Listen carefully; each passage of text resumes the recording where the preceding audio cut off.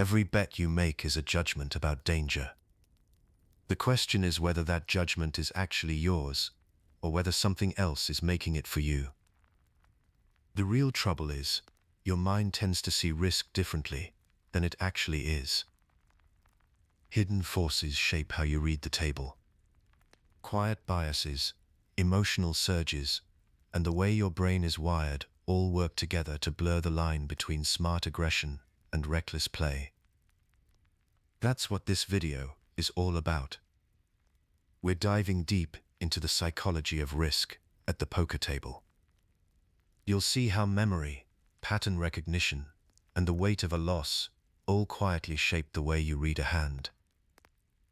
We'll unpack the mental shortcuts and emotional traps that nudge you off course, and then bring you back to practical, grounded strategies like decision trees, bankroll management, expected value, and pre-mortem analysis for understanding risk more clearly. By the end, you'll have a clearer sense of what's really driving your choices and how to slow down, see danger more honestly, and find steadier ground in every session. So settle in and get comfortable. If you enjoy the journey, consider liking, subscribing, and leaving a comment to help the channel grow. All right, let's get into it. Chapter 1. The Illusion of Control. Why risk feels different than it is. There's a version of poker that exists entirely on paper. It's clean and precise. Every hand has a probability. Every call or fold can be evaluated against a range and a pot size. The math doesn't care how you feel. It has no interest in the fact that you just lost 3 pots in a row, or that the player across from you has been running over the table all night. The numbers are what they are. Then there's the version of poker that happens inside your head while you're actually playing. That version is messier. It's shaped by your last hand, your current mood, how much money you brought, and whether you feel like you're playing well or just surviving. These two versions of the game are constantly running at the same time, and the gap between them is where most of the mistakes live. Start with the objective side. In No Limit Texas Hold'em, objective risk comes down to 3 things. The first is probability. That's the likelihood that a given hand will improve or hold up against an opponent's range over the remaining streets. The second is potential loss. In a cash game, that's constrained by the effective stack sizes at the table. You can only lose what's in front of you. In a tournament, the stakes are higher because losing your stack means elimination, not just a financial setback. The third is expected value. That's the average profit or loss a decision would produce if you made it under the same conditions many times over. These 3 things form a closed system. The deck has 52 cards. The betting structure is fixed. If you knew every opponent's exact hand distribution and every action they'd take, you could calculate the risk of any spot precisely. You wouldn't need to guess. You'd just run the numbers. In practice, you don't know those things exactly, but you can estimate them. You can put opponents on ranges based on their actions. You can calculate pot odds and compare them to your equity against those ranges. That's the foundation of objective risk assessment. It's probabilistic by nature because future cards and future actions are uncertain, but it's still grounded in math. Now here's where the human brain gets in the way. Most players don't experience risk as a probability. They experience it as a feeling. And that feeling is shaped by a lot of things that have nothing to do with pot odds. Fear of losing money is one of the biggest distortions. Standard variance means you'll lose pots you were supposed to win. That's not bad luck in any meaningful sense. It's just the math playing out. But many players experience that variance as personal danger. A run of bad beats doesn't change the expected value of your decisions, but it can make the next decision feel much riskier than it actually is. Research on decision-making under pressure suggests that hands tend to feel more dangerous immediately after a recent loss, even when the underlying probabilities haven't changed at all. Playing above your financial comfort level makes this worse. When the money on the table represents a meaningful portion of what you have, perceived economic pressure increases the subjective feeling of danger around every decision. The math of the hand is identical to a hand played at lower stakes, but it doesn't feel that way. The stakes feel heavier, the decisions feel more loaded, and the tendency to deviate from correct play goes up. Emotional state matters too. Anger and frustration can flip the normal pattern entirely. A player on tilt often perceives risky situations as attractive rather than threatening. That's not a strategic read. That's emotion inverting their sense of risk. Selective memory compounds this. If you think you run bad, you'll catalog every bad beat and forget the pots you won as a favorite. That reinforces a distorted picture of how often danger actually occurs. Over time, routine risk starts to feel exceptional, and that makes it harder to act correctly in spots that are actually straightforward. This distance between the objective math and the subjective experience is the central problem in poker risk assessment. It's not a knowledge gap. Many players who've studied the game understand pot odds. They know what equity means. They've heard of expected value. But knowing a concept and applying it correctly under pressure are different things. Accurate risk assessment at the table tends to require conscious effort to check intuitive impressions of safety and danger. That check rarely happens on its own. One specific place this shows up is in the common belief that a profitable decision should feel clearly favorable before you make it. Many players wait for a spot to feel like a sure thing before they commit chips. But a lot of positive expected value spots don't feel that way. They feel marginal. They feel uncomfortable. A call can be correct even when you're not confident you're ahead, because the pot odds justify it given your equity. Waiting for certainty in a probabilistic game tends to mean passing on profitable opportunities more often than not. Tournament poker adds another layer. When elimination is possible, many players start weighting short-term survival more heavily than expected value. That's understandable as a human response, but it tends to create a gap between what's mathematically correct and what feels right. The fear of busting out distorts every decision that carries meaningful risk, even when the math clearly supports taking that risk. None of this means intuition is worthless. Experience builds pattern recognition, and pattern recognition has real value at the table. Intuition tends to be more reliable when it's been calibrated against accurate feedback over a long time. Many players haven't done that work systematically. Their intuition can reflect their emotional history as much as their strategic one. The math of poker is fixed. The deck doesn't change. The structure doesn't change. What changes is how clearly you can see the math through everything else that's happening in the moment. Chapter 2. The Brain's Default Mode, Heuristics and Biases at the Table. Before a single card hits the felt, something is already shaping how you'll read the table. It's not carelessness. It's not a gap in your knowledge. It's the way your brain was built to handle uncertainty, and it was built for a very different kind of problem than the one sitting in front of you. The brain runs on shortcuts. That's not a flaw in the design. It's the whole point of the design. When you're facing a decision under uncertainty, and you don't have time to calculate every variable, your brain reaches for a faster tool. Researchers call these tools cognitive heuristics. They're automatic, pattern-based rules that compress complex information into something your mind can act on quickly. You don't consciously choose to use them. They're already running. At the poker table, heuristics show up constantly. When you look at a player and immediately sense they're weak, that's a heuristic at work. When a board feels dangerous and you pull back without fully working through why, that's another one.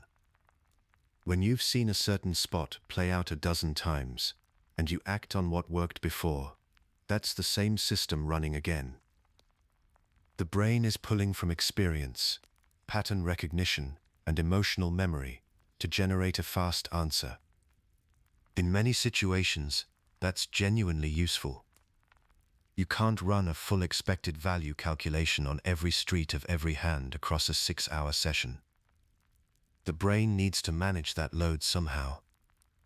The problem isn't the shortcut itself. The problem is what the shortcut is optimized for. Heuristics aren't built for probabilistic precision. They're built for speed. The goal is to get you to a decision before the window closes, not necessarily to get you to the right one. In poker, those two things are often in direct conflict. This is where cognitive biases enter. A bias isn't a random mistake.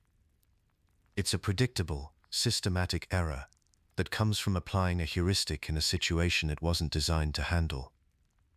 When your mental shortcut consistently produces the wrong output in a specific type of situation, that's a bias.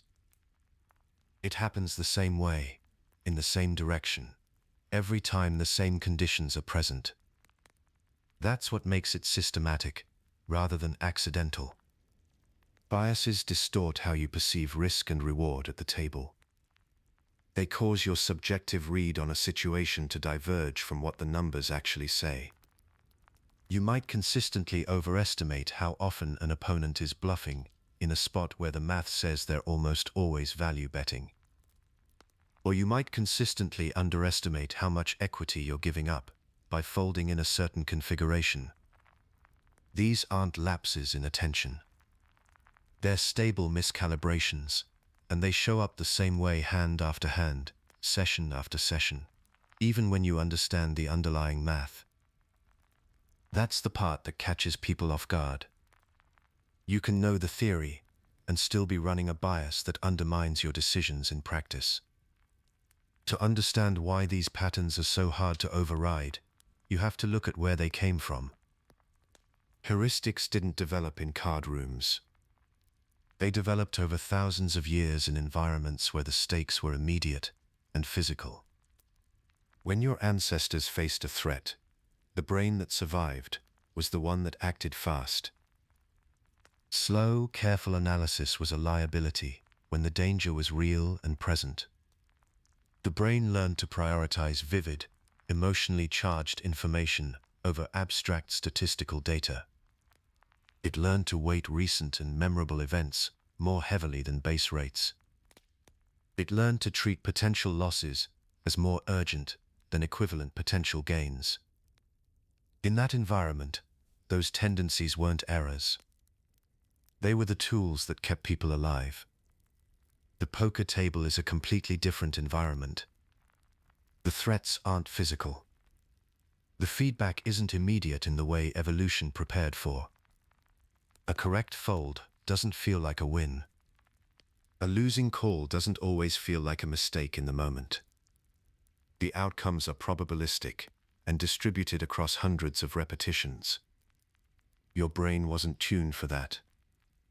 It was tuned for small sample, real-time feedback, where one bad decision could end everything. That's why it treats a big pot like a physical threat. It's why it treats a losing session like evidence of danger, rather than standard variance. And it's why it keeps reaching for intuitive answers in situations that actually require statistical reasoning. The emotional states that evolved alongside these heuristics make the problem worse. Fear and frustration, aren't neutral. They actively alter how you process risk information. When you're running bad and your threat response system is elevated, your brain isn't assessing the next hand from a clean baseline. It's filtering the situation through a lens shaped by what just happened. That lens was built for a world where recent events were highly relevant to what was coming next. In poker, they usually aren't. There's also a time horizon problem. Evolved decision-making tends to favor immediate outcomes over long-term ones. The relief of avoiding a painful call right now can feel more compelling than the expected value gain that call would produce over many repetitions. That pull towards short-term relief isn't irrational in every context. But in a game where correct decisions only prove themselves across large samples, that pull consistently works against you.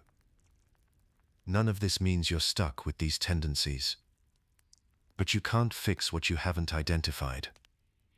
The first step is recognizing that your brain's default mode, the fast, intuitive, emotionally responsive system that handles most of your daily decisions, is not calibrated for poker.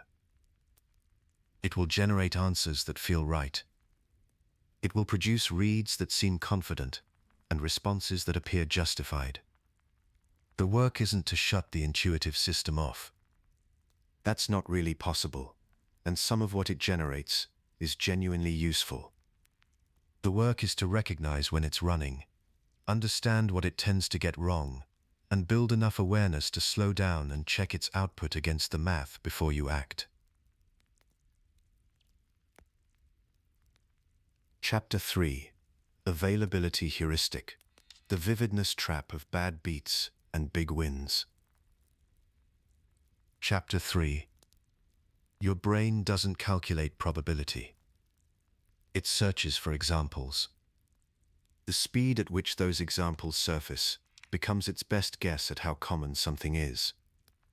That's the availability heuristic. Tversky and Kahneman identified it in 1973. Their finding was that people sometimes judge a less common event as more frequent, simply because it's easier to recall. In everyday life, that shortcut works often enough. If you can think of many examples of something happening, it probably does happen fairly often. The problem is that ease of recall isn't only determined by frequency. It's also determined by how striking, how recent, and how emotionally charged a memory is. Those factors can make a rare event feel common, and a common event feel rare. Poker is a game where that miscalibration costs you money. Think about what actually happens across a session. You play a large number of hands. Most of them are unremarkable. You fold pre-flop. You win a small pot. You lose a small pot. You make a standard continuation bet and take it down. These hands don't leave a mark. They don't generate strong emotion, so memory doesn't hold on to them tightly. They blur together. Then one hand goes sideways in a spectacular way. You're a significant favorite going to the river, and you lose. The emotion attached to that hand is sharp. Your brain tags it, stores it with high priority, and retrieves it easily the next time a similar situation comes up. That single hand now occupies more mental space than dozens of ordinary hands that were far more representative of how the game actually runs. That's the mechanism. Memorable hands don't just stay in memory longer.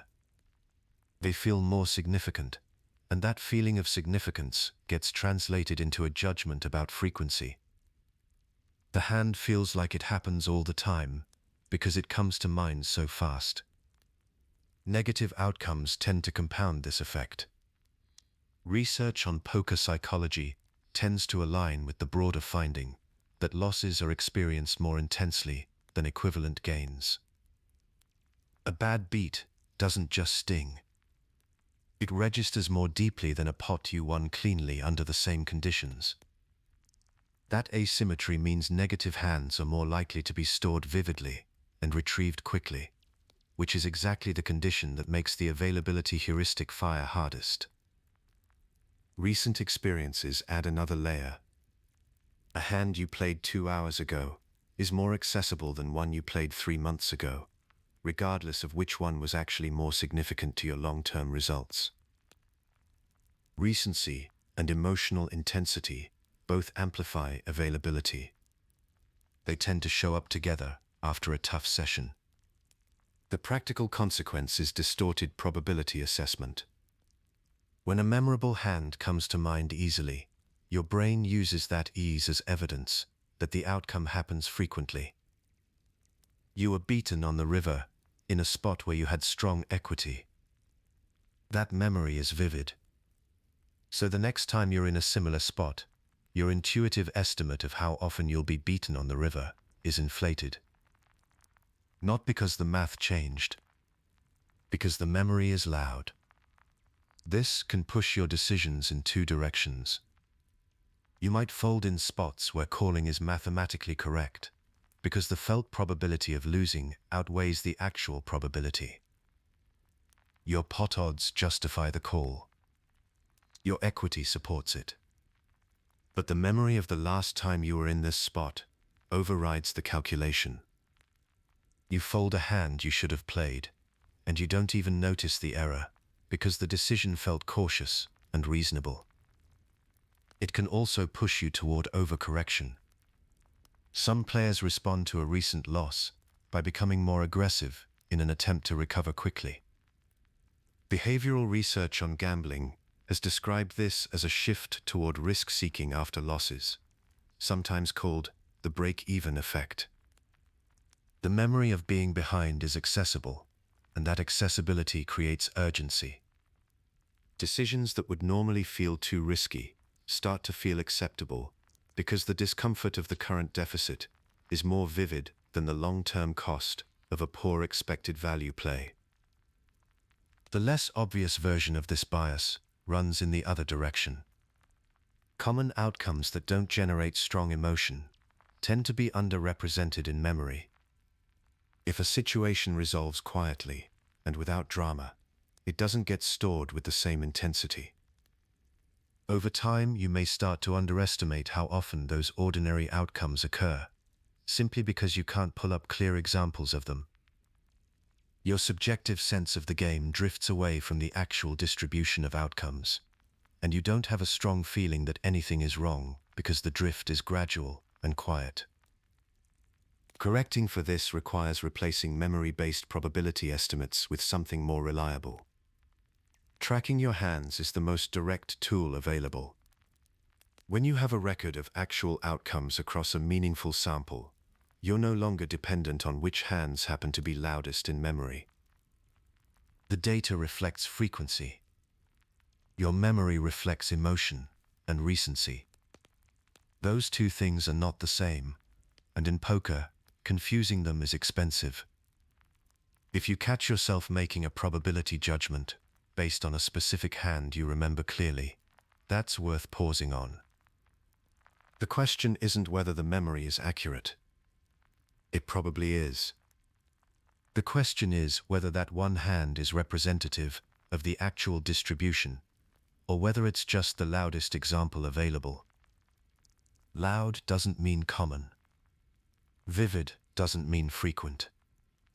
Your equity in a given spot doesn't change because you lost a similar hand recently. The math is the same. What changes is how confident you feel about it, and that confidence is being shaped by memory retrieval speed rather than by the underlying probability. Recognizing that gap between what you feel is likely and what is actually likely is where the correction starts. Chapter 4: Representativeness Heuristic: Chasing Patterns in Randomness. Poker hands don't arrive in neat, evenly spaced distributions. They bunch. Draws miss in clusters. Wins stack up, then vanish. And the moment that happens, your brain starts expecting the sequence to correct itself. That expectation feels reasonable. It isn't grounded in how randomness actually works. That's the core of the representativeness heuristic. When you encounter an event, your brain asks a quick question. How much does this look like something I'd expect? If the answer is a lot, your brain assigns it a high probability. If it doesn't look like what you'd expect, your brain discounts it. The judgment is based on resemblance, not on actual statistical frequency. You're not running the numbers. You're asking whether the situation fits a familiar shape. In poker, this shows up constantly. A player looks at a board and decides whether a certain hand is likely based on whether it fits the picture of a typical, strong holding. They look at a sequence of outcomes and decide whether it matches what they think long-run results are supposed to look like. The problem is that short sequences of random events don't have to look like the long run. In fact, they often don't. But the brain expects them to, and when they don't, it starts drawing conclusions that aren't there. This is where the representativeness heuristic connects directly to what's called the gambler's fallacy. The fallacy works like this. A player watches a draw miss several times in a row. Their brain registers that this doesn't look like what the long run is supposed to look like. The long run says that draw completes a certain percentage of the time. So if it keeps missing, the brain concludes it must be due.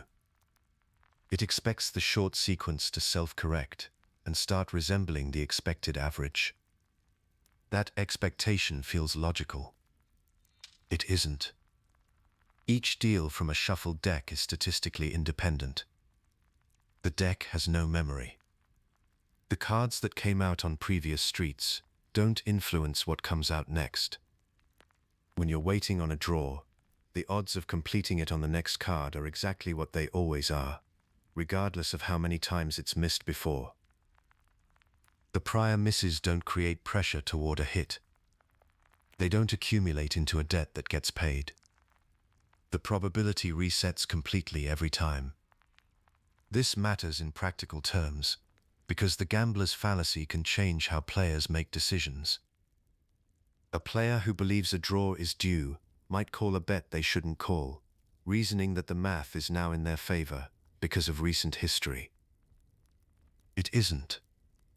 Their equity in that spot is determined by the cards remaining in the deck and their opponent's range.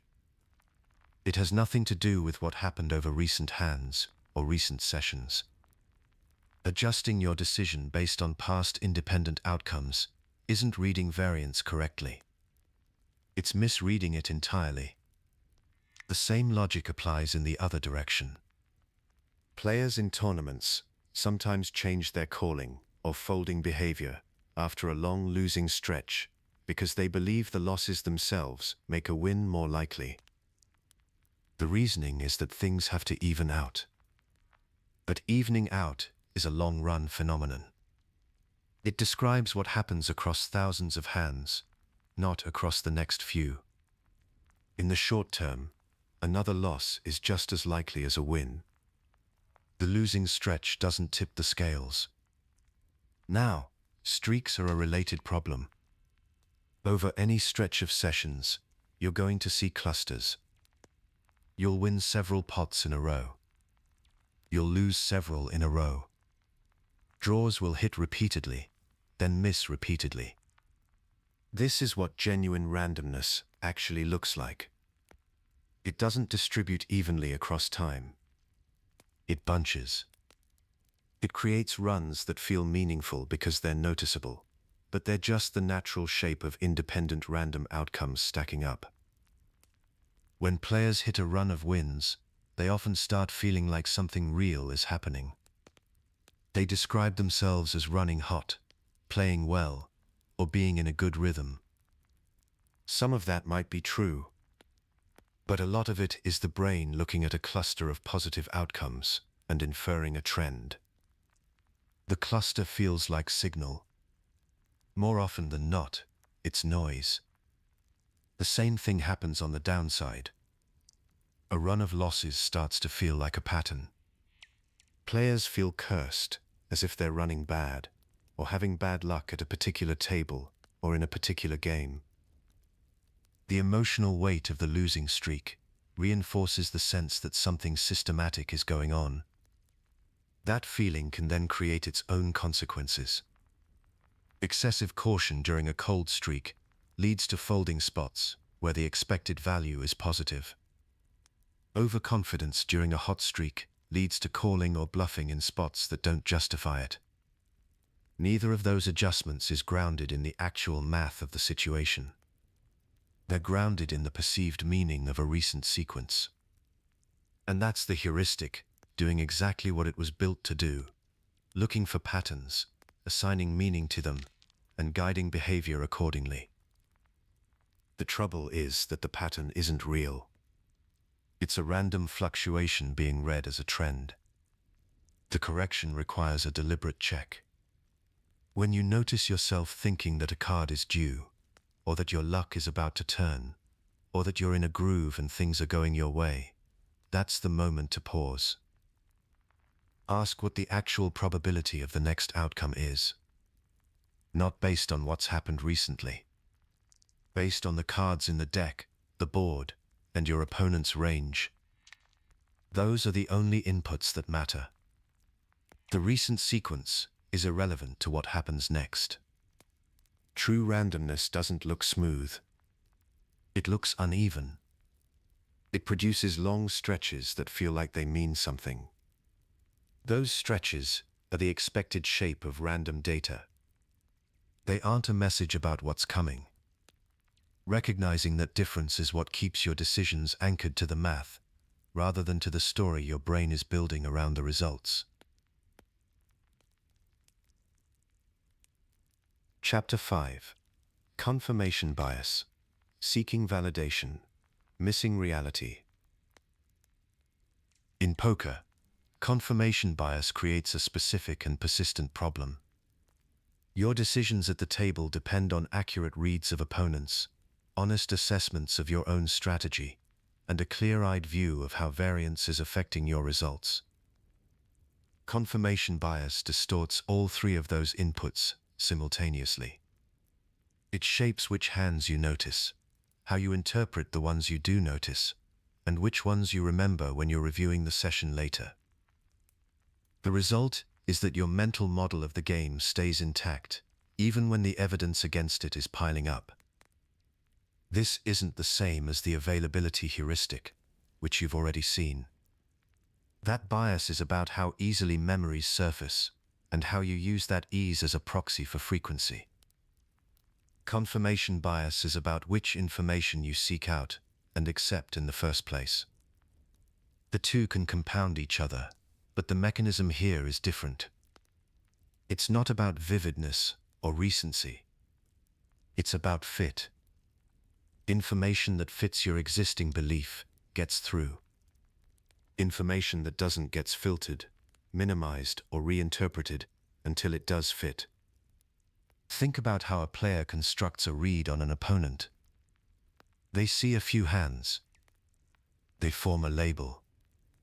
Maybe they decide this player is loose and aggressive. From that point forward, every bet this opponent makes feels like confirmation.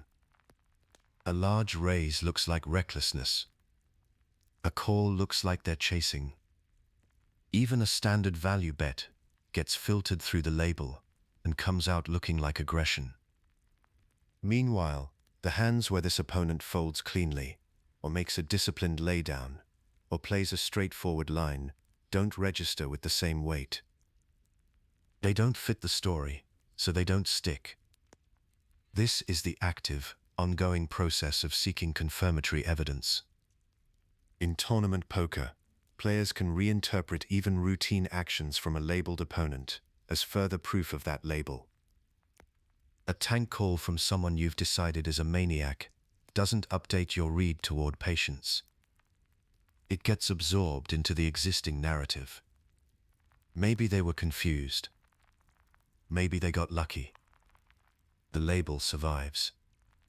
The same process runs on strategic beliefs.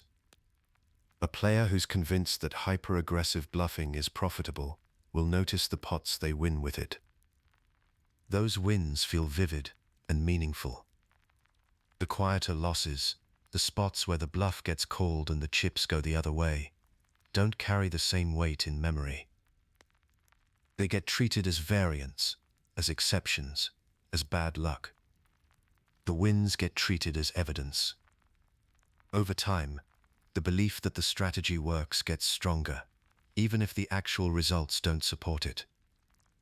Players who believe they're consistently unlucky operate the same way. They highlight the dramatic losses.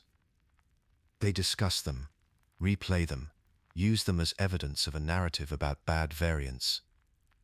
The sessions where they ran well, or where they made a mistake that cost them chips, don't make it into that narrative. Confirmation bias isn't only about what you look for. It's also about what you tend to remember. This is where the bias becomes most damaging. It makes you resistant to updating. You've already seen how the brain struggles with statistical independence and how it misreads random clusters as meaningful patterns. Confirmation bias adds another layer. Even when you're presented with clear data that contradicts your belief, the bias gives you tools to dismiss it. In live cash games, a player who's decided a particular spot is too risky will continue to avoid it even as the sessions accumulate and the data starts to show favorable expected value. Each time they avoid the spot and nothing bad happens, that feels like confirmation. Each time they see someone else play it and lose, that reinforces the same belief. The times someone plays it and wins don't register the same way. They're treated as outliers. In online play, this often shows up as players attributing losses to external factors like software fairness or bad luck, rather than examining their own decision quality. That attribution protects the existing belief that their strategy is sound. It also prevents the kind of honest review that would actually improve their play. The mistakes keep happening. The psychological discomfort underneath all of this tends to be genuine. Admitting that a long-held read was wrong, or that a strategy you've been running for months is losing money, requires confronting the possibility that your judgment was off. That's uncomfortable. Confirmation bias helps avoid that discomfort by keeping the evidence filtered in your favor. It's a belief-preserving mechanism, and it works well enough in the short term that the brain keeps using it. The practical correction starts with a specific habit. When you're reviewing hands, deliberately look for the ones that contradict your current beliefs. If you think a certain opponent is loose, find the hands where they folded. If you think a strategy is working, find the sessions where it didn't. Don't just analyze the hands that fit your story. The ones that don't fit are carrying more information, because your brain has been working to keep them out of view. Tracking data matters here, for the same reason it mattered with the availability heuristic.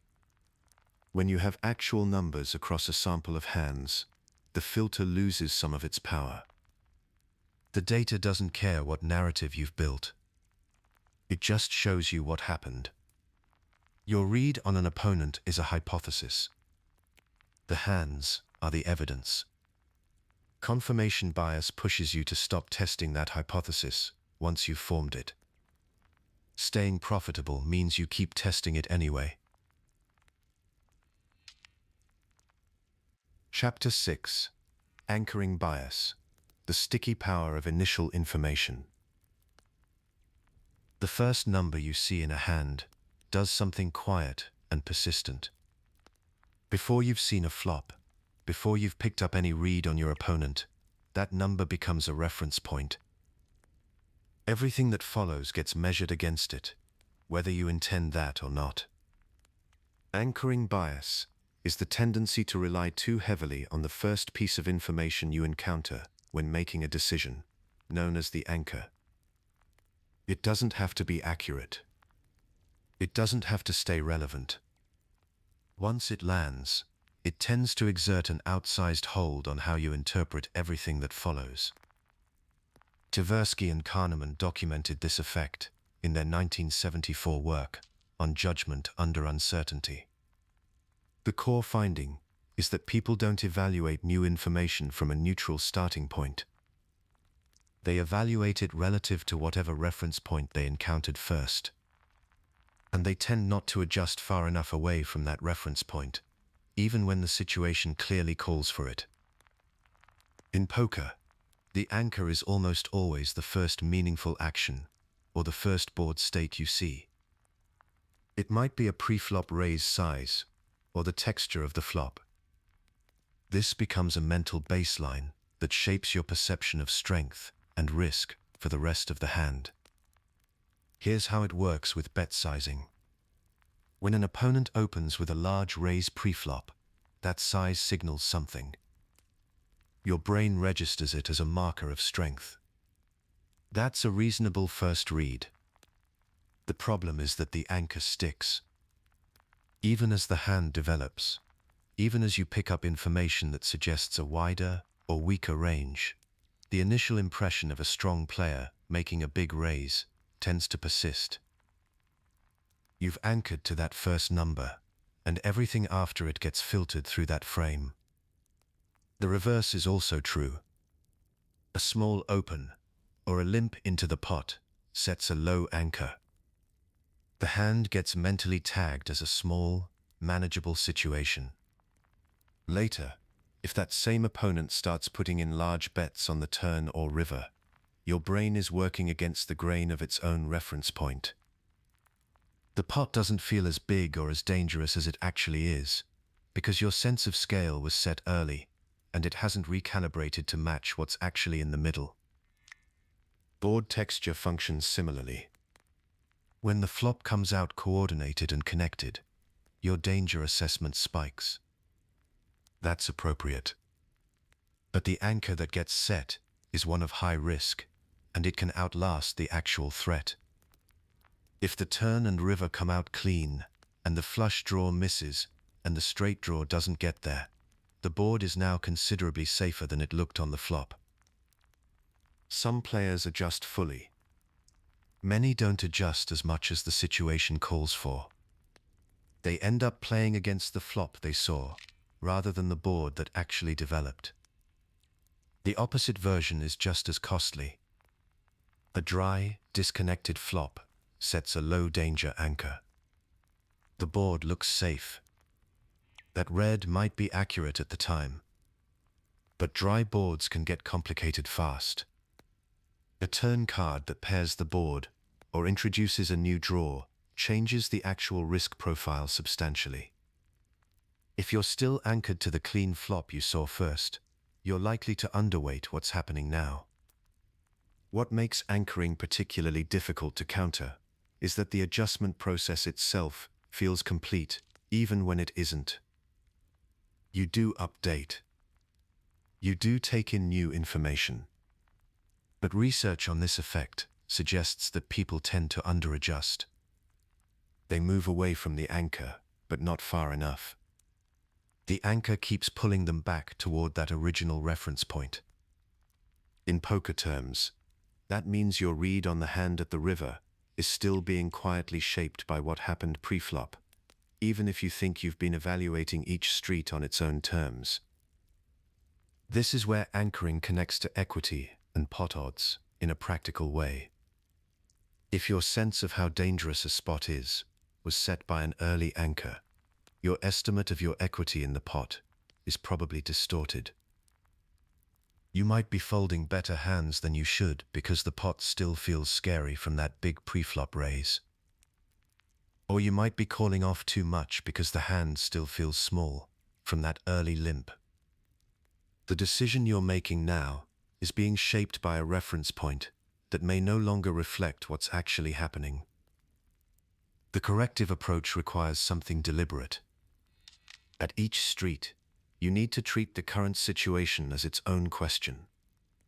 What is the actual pot size right now? What does this specific bet size mean relative to the current pot, not relative to the first bet I saw? What does this opponent's line look like across all three streets? Not just the street where I formed my first impression. That last one matters a lot. When an opponent takes an unusual line on the turn or river, that's new information. It should update your range estimate for them. But if you're anchored to your pre-flop read, unusual later action tends to get explained away, rather than properly weighted. You saw a big raise early, so you're still thinking strong hand, and the weird river bet just gets absorbed into that frame, rather than challenging it. The practical habit is to ask yourself a direct question before acting on any street past the flop. If I had no information from earlier in this hand, what would this bet tell me right now? That question doesn't ignore prior history. It forces you to evaluate the current action on its own terms before folding it into a narrative that started several streets ago. The anchor isn't always wrong. Sometimes the first read you form is accurate and stays accurate. But the bias isn't about whether the anchor was right. It's about the fact that you're not evaluating each new piece of information freely. You're measuring it against a fixed point that was set before most of the hand even happened. Street by street, the situation at the table changes. Your read has to change with it, not just shift slightly from where it started. Chapter 7. Framing Effects. How Presentation Warps Risk Perception. The same two options can feel completely different, depending on which words get used to describe them. That's not a metaphor. It's a documented, measurable phenomenon, and it affects how poker players assess risk, even when the underlying math hasn't moved at all. Prospect theory established that people evaluate outcomes relative to a reference point, rather than in isolation. The framing of that reference point changes how much risk they're willing to accept. The classic demonstration is what they called the Asian disease problem. Participants were told about a public health program. One group heard that the program would save 200 lives. Another group heard that the same program would result in 400 deaths. The outcomes are mathematically identical. The first group preferred the safer option. The second group shifted toward the riskier one. At the poker table, this shows up constantly, and it shows up in ways that feel completely rational in the moment. That's what makes it worth understanding carefully. Consider a pot that's built to a significant size. You're facing a river decision. One framing is that calling gives you a chance to win what's in the middle. Another framing is that folding means walking away from chips you've already put in. Those two framings describe the same situation. But the second one, the loss framing, tends to push players toward calling more than the first one does. The chips in the pot feel like yours. Folding feels like losing something. That pull is the framing effect doing its work. This connects directly to the sunk cost fallacy. Money already in the pot has no bearing on whether a call is correct right now. The only question that matters is whether calling produces better expected value than folding from this point forward. But when the framing shifts to, "I've already put a lot in," the reference point moves. The decision stops feeling like a fresh calculation and starts feeling like an attempt to recover something. That reframing increases risk tolerance in spots where the math might not support it. The reverse is also true. When a player frames a decision as protecting a gain, they tend to become more risk-averse than the situation warrants. If you're up for the session and you're thinking about that fact while you play a hand, the framing of "I'm ahead" can make a correct aggressive line feel threatening in a way it shouldn't. The chips in your stack aren't more valuable because you won them tonight. They're worth exactly what they're worth. But the gain framing makes protecting them feel more important than it actually is. Both of these distortions, the pull toward risk when framing a loss and the pull away from risk when framing a gain, can be corrected by returning to expected value. Not the story of the hand, not the session result. Just the question of what this specific decision produces on average across many repetitions. The second place framing shows up is in the language used to describe probabilities. This is more subtle, but it's just as real. Take a gut shot straight draw. 4 outs. The probability of completing it on the next card is roughly 8.5%. Now consider 2 ways to say that. You could say you have about an 8% chance to hit, or you could say you'll miss this draw more than 9 times out of 10. Both statements are accurate, but the second one tends to feel more discouraging than the first, even though the math is identical. The framing shifts from a small positive to a large negative, and that shift can influence whether a player continues with a draw that has the pot odds to justify it. The same thing happens in the other direction. Calling something a strong draw implies it's likely to complete. An open-ended straight draw has 8 outs and roughly a 17% chance to complete on the next card. That's not a strong draw in absolute terms. It misses more than 4 out of 5 times. But the label strong carries a positive frame that can make the hand feel more reliable than the number actually supports. Terms like marginal hand, big pot, and live cards all carry implicit framing. They push perception before the math gets a chance to speak.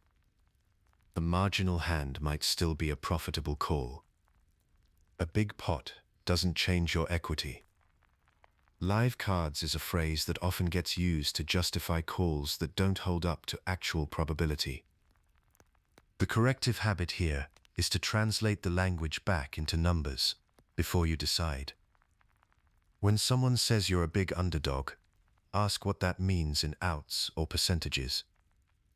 When you catch yourself thinking about a draw as strong or weak, replace that label with the actual probability. 8 outs on 1 card to come is about 17%. Those numbers don't change based on how you describe them. The broader discipline is recognizing when a frame has been applied, either by someone else at the table or by your own internal narration, and then stripping it back to the objective structure of the decision. What are the pot odds? What's the equity? What does the expected value calculation say? Framing effects are distinct from the biases covered in earlier chapters because they don't require a memory error or a pattern mismatch. The information is right in front of you. The math is available. The distortion comes entirely from the way the situation is packaged when it reaches your decision-making process. That's what makes them easy to miss. The numbers are there. You just have to make sure you're reading them, rather than the description wrapped around them. Chapter 8. Loss Aversion. The pain of losing out weighs the joy of winning. The way a decision gets packaged can change how it feels, even when the underlying numbers stay the same. This bias goes one level deeper. It's not about how a situation is framed. It's about the asymmetry built into how your brain weights outcomes before any framing even occurs. The core idea is this.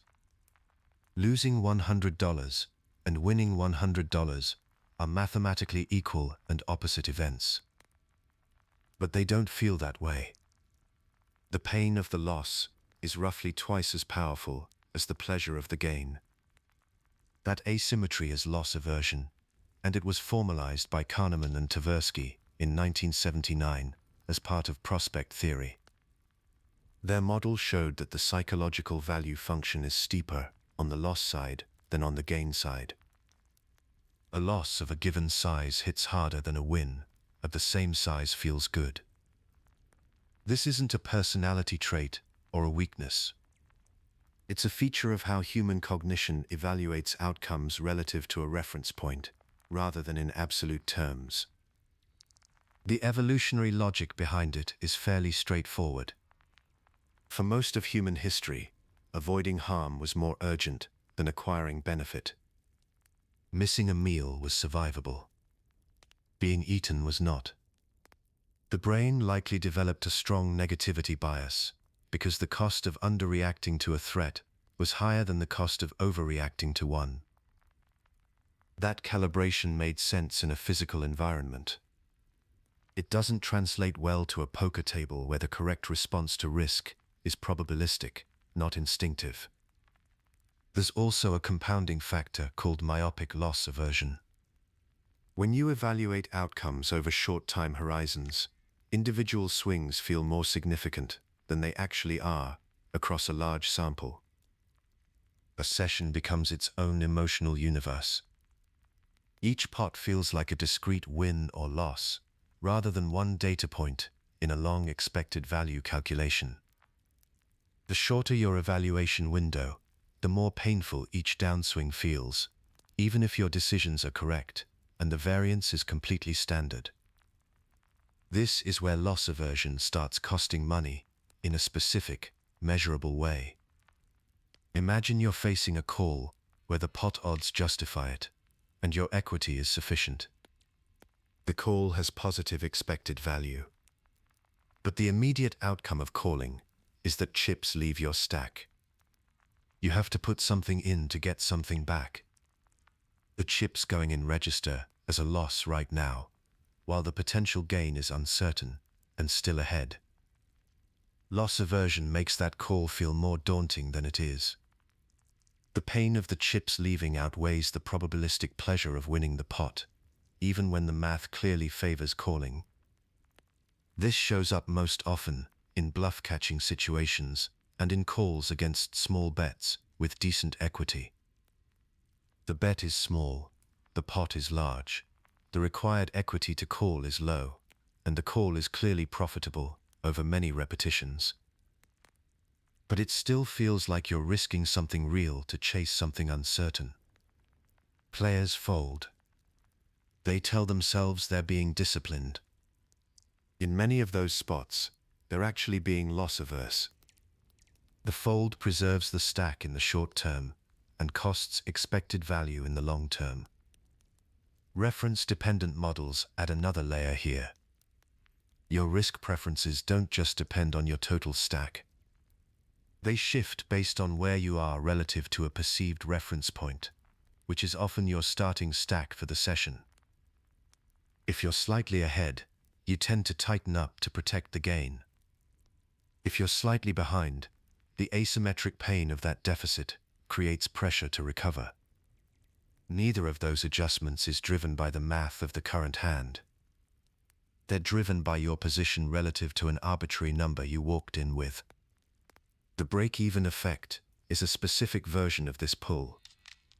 When a player is down and a risky play offers the possibility of getting back to even, that reference point acts like a magnet. The prospect of breaking even overrides expected value reasoning. Players call off stacks with weak holdings, chase draws at poor odds, or make aggressive plays with insufficient fold equity, not because the play is good, but because the outcome of breaking even feels psychologically necessary. The math of the hand doesn't change because you're stuck. The correct decision is still the correct decision. But loss aversion makes the alternative feel unbearable. That's the second face of the bias, and it's just as damaging as the first. Where risk aversion causes profitable calls to get folded, loss frame risk seeking causes unprofitable calls and bluffs to get made. Research on decision-making under loss conditions supports this pattern. Players who experience a significant loss within a session tend to become more aggressive and less cautious in subsequent hands. The loss event shifts their risk preferences. They're no longer playing the math. They're playing the deficit. That shift in aggression can look like confidence or pressure from the outside. It isn't. It's a player who has moved from expected value reasoning into loss recovery mode. Their decisions are now organized around avoiding the psychological pain of locking in a loss, rather than around finding the highest value line. Bluffs go in with insufficient fold equity. Draws get called at bad prices. Marginal hands get overplayed. Every one of those decisions feels justified in the moment, because the alternative, accepting the loss, seems unbearable. The correction starts with recognizing that your reference point is arbitrary. Your starting stack is not a meaningful benchmark for decision quality. The math of each hand is independent of where you are relative to that number. A call is profitable, or it isn't. A bluff has fold equity, or it doesn't. Those facts don't change based on whether you're up or down on the session. When you feel the pull to fold a call that the pot odds support, that's the moment to slow down and run the numbers explicitly. When you feel the urge to force action to get even, that's the moment to ask whether the play would make sense if you were starting the session fresh. Loss aversion is loudest at exactly those two decision points. Knowing that is the beginning of not letting it decide for you. Chapter 9. Sunk Cost Fallacy. Throwing good money after bad. It can happen in any hand, at any stack depth, in any game. It doesn't require a bad run or a deficit. It doesn't require any particular emotional state. It happens the moment the chips you've already put into the pot start influencing a decision that should have nothing to do with them.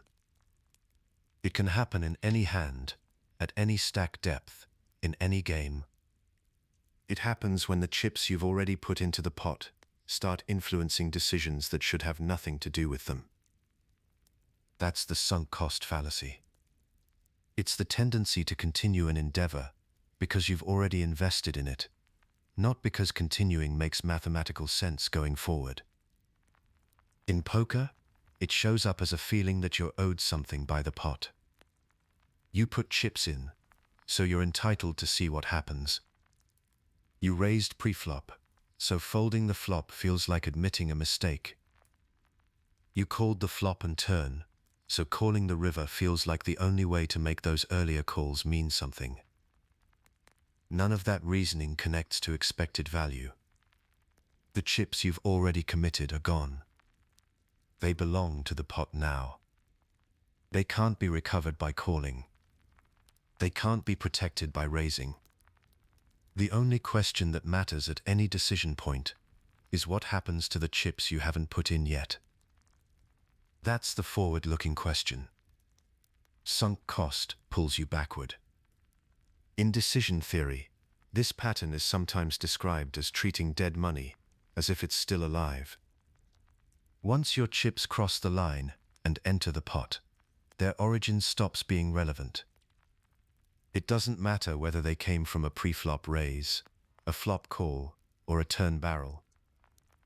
They're in the pot. The pot is the pot. Your next decision is evaluated against what the pot contains and what your equity is in it right now, not against how the pot got that big. Where this becomes a concrete problem is on later streets, particularly when your hand hasn't developed the way you expected. You put chips in earlier with a reasonable plan. The board changed. Your opponent's action changed. The hand you were building toward isn't there anymore. Rational evaluation says the current situation doesn't support continuing. But sunk cost says you've come too far to fold now. That phrase, too far to fold, is worth examining closely. It sounds like strategic commitment. Most of the time it's a rationalization.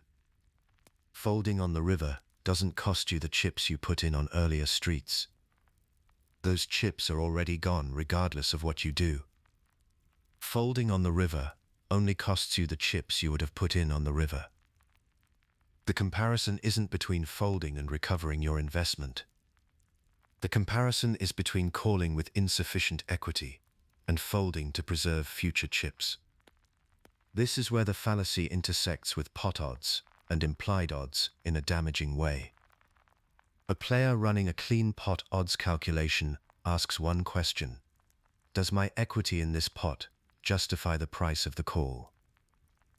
A player influenced by sunk cost is asking a different question: have I already put in enough that folding would be a waste? Those two questions point in different directions when the hand is weak. The first question is the right one. The second question isn't about the current decision at all. It's about defending a past decision, which has no bearing on the current expected value. The mental accounting error underneath this is a feeling that past chips are somehow still yours. The pot is holding them temporarily, and continuing gives you a chance to reclaim them. That's not how poker works. That's not how poker works. The pot belongs to whoever wins it. Your prior contributions don't give you a larger claim on it than your equity does. If your equity doesn't justify the call loses money, and it loses money regardless of how many chips you put in before. In tournaments, this gets more complicated because the pressure isn't purely financial. Players invest time, energy, and emotional effort surviving levels. When a marginal spot comes up deep in a tournament, that accumulated investment creates a pull toward continuing that has nothing to do with stack-to-pot ratios or payout structure math. The logic feels like this: 8 hours of grinding means folding now is unthinkable. But the 8 hours are sunk. The only thing that matters is whether the current decision has positive expected value, given the current chip counts and payout structure. The same pattern shows up with blind defense. You've already posted the big blind. That chip is in the pot. Whether you defend or fold, that chip is gone. The question is whether the hand you're holding, against the range that raised, in the position you're in, justifies putting more chips in. The blind you already posted is not a reason to call. It's not a discount. It's not a partial investment that earns you a reduced price on the rest of the hand. It's dead money, and it should be treated that way. Correcting for sunk cost requires a specific mental reset on each street. Before you act, set aside everything that happened earlier in the hand. Don't think about what you put in on the flop. Set aside whether your pre-flop raise looks bad if you fold now. Look at the current pot size, your current equity against a reasonable estimate of your opponent's range, and the price of the action in front of you. That's the full decision. Everything before it is history. The reason this reset is hard is that self-justification is a powerful motive. Folding after committing chips feels like admitting the earlier decision was wrong. Sometimes it was wrong. Sometimes it was right, and the board just ran badly. Either way, the fold isn't an admission. It's a separate decision made on current information. The earlier street doesn't become correct or incorrect based on what you do now. It stands on its own. Disciplined folds in large pots are often among the clearest expressions of forward-looking thinking at the table. The pot is big, the pressure is high, and the sunk cost signal is loudest. That's exactly when the reset matters most. Chapter 10: Overconfidence Bias, Misjudging Skill and Chance. Most players can tell you exactly what went wrong in a hand. The opponent got lucky. The board ran out badly. The variance was brutal. What's harder to do is ask whether the read was actually as good as it felt, whether the edge was as real as it seemed, and whether the confidence driving those decisions was grounded in anything objective. That gap between how good you think you are and how good you actually are is what this chapter is about. It's not about one hand where you got unlucky. It's a stable pattern where the belief in your own edge exceeds the evidence for it. One way to see this clearly is to think about tracking data. Most players who review their hand histories with any honesty find spots where they were certain they were right, and the math says otherwise. What you felt in the moment runs higher than the true probability of success. That gap doesn't correct itself through experience the way you might expect. Winning sessions reinforce the belief. Losing sessions get attributed to variance or bad luck. The bias tends to stay intact. This is where the connection to confirmation bias from earlier in the series becomes relevant. Overconfidence doesn't just inflate your self-image. It actively filters the information that would challenge it. When you're certain you have a strong read on an opponent, you tend to notice the evidence that confirms the read and discount the evidence that contradicts it. The result is that the read feels more solid than it actually is, and the actions built on top of it carry more risk than you're accounting for. When that inflated confidence gets applied to specific decisions, it often leads to choosing higher variance lines. Believing you can read an opponent's range with precision might lead you to make thin calls on the river, in spots where the actual equity is marginal. Trusting in a significant skill edge could encourage you to run multi-street bluffs on dynamic boards, rather than taking a simpler line that keeps the pot smaller. The logic feels sound from the inside, because the premise feels sound. But the premise is the problem. The belief in your own read or edge is doing more work than the actual evidence warrants. This shows up in live games in a specific way. Physical and timing tells can carry information, but they're generally much harder to interpret reliably than most players believe. A player who overestimates their ability to read live tells will make large hero calls or big bluffs based on intuitive reads that aren't grounded in combinatorial reasoning. The call might feel like a read. It might even be right occasionally. But over a large sample, the decisions are being driven by confidence in an ability that isn't as sharp as it feels, and the results will reflect that. Underestimating variance compounds all of this. When you run well for a stretch, the natural tendency is to credit your decision quality.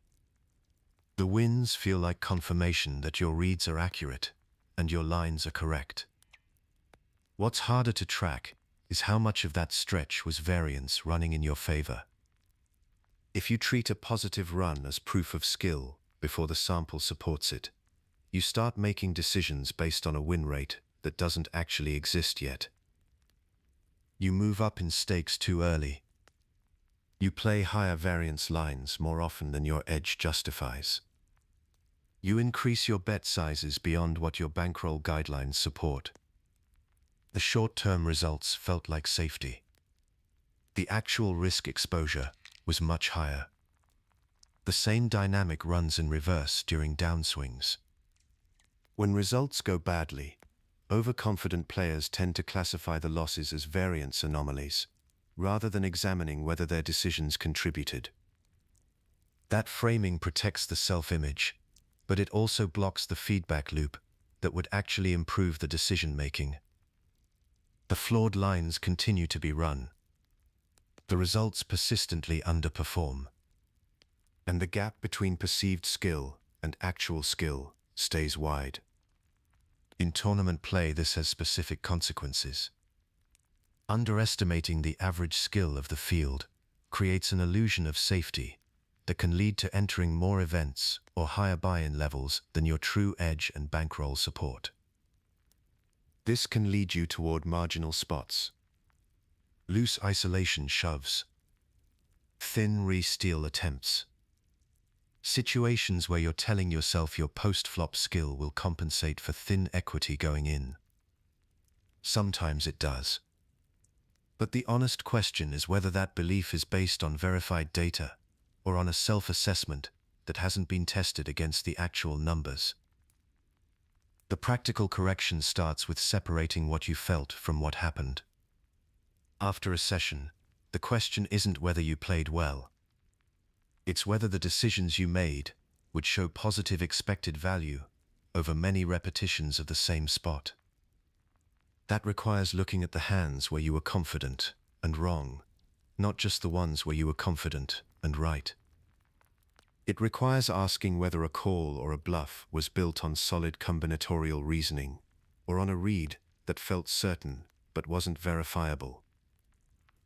Your win rate over a meaningful sample is among the most honest measures of your actual edge. If your stated belief about your skill level in a given game doesn't match what the tracking data shows, the data is the more reliable reference point, and the belief is worth examining. Confidence that isn't grounded in that kind of evidence isn't a strategic asset. It's a leak that quietly shapes every decision you make. Chapter 11.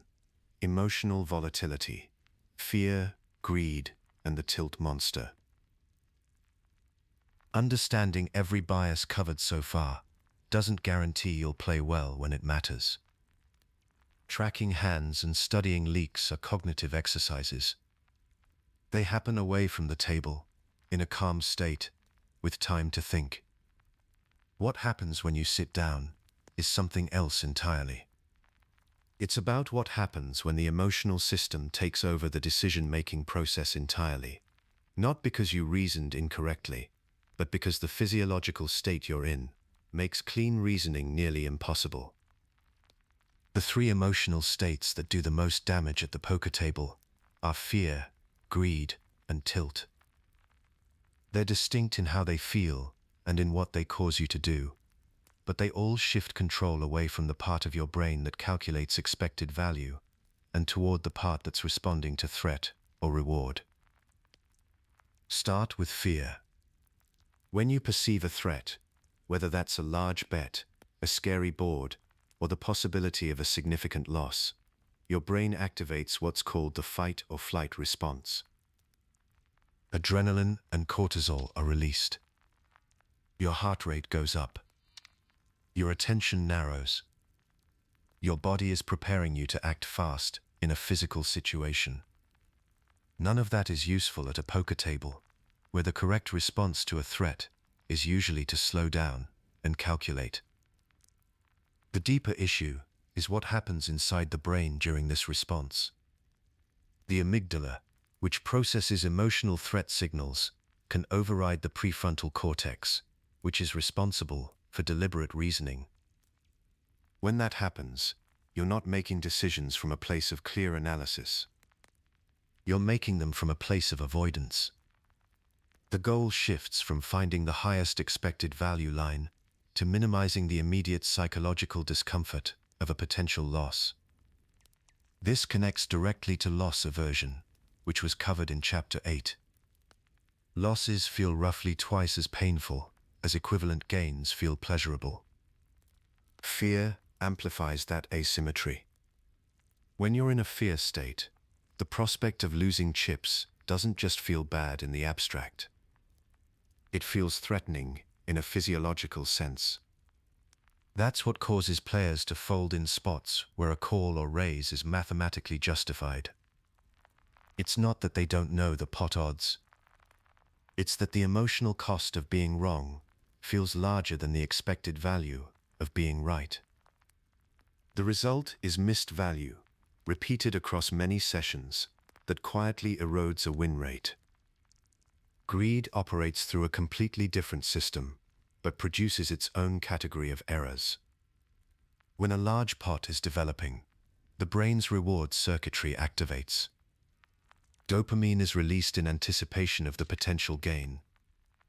That anticipation creates a pull toward the reward that can override accurate probability assessment. The specific distortion here is optimism bias. In a poker context, that means when a big pot is in play, Players tend to overweight how likely they are to win it. They underweight the probability of losing and overweight the appeal of the reward. A draw without the right odds to call suddenly feels worth chasing. A bluff in a bad spot feels more compelling because the pot is large. A marginal call down becomes easier to justify because the chips on the other side are visible and the brain is already pricing them in. The contrast between fear and greed is worth noting. Fear makes you too passive. You fold too often, miss value bets, avoid marginal but profitable spots. Greed makes you too aggressive in the wrong spots. You chase draws with poor odds, call down too lightly, make bluffs in unfavorable situations. Both states are deviations from accurate expected value calculation, but they pull in opposite directions. What they share is that both are driven by emotional responses to the size of what's at stake, rather than by the actual math of the situation. Tilt is the most severe of the three, because it doesn't require a specific trigger in the hand you're currently playing. It's a state of heightened emotional arousal that carries over from something that already happened. A bad beat, a losing streak, a hand you feel you played well and still lost. The primary hormone involved is cortisol, often accompanied by adrenaline. Elevated cortisol has a well-documented effect on the prefrontal cortex.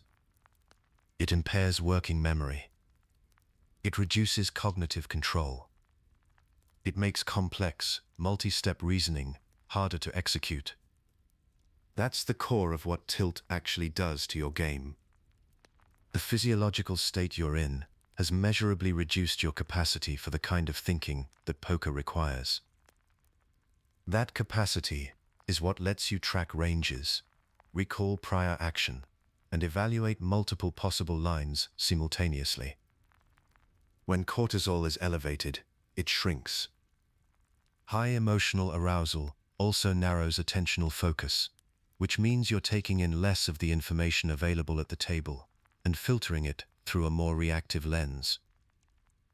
The behavioral result is what most players recognize as tilt: looser preflop ranges, calls in spots that don't make sense, aggressive plays that aren't backed by range advantage, an inability to fold in spots where folding is clearly correct.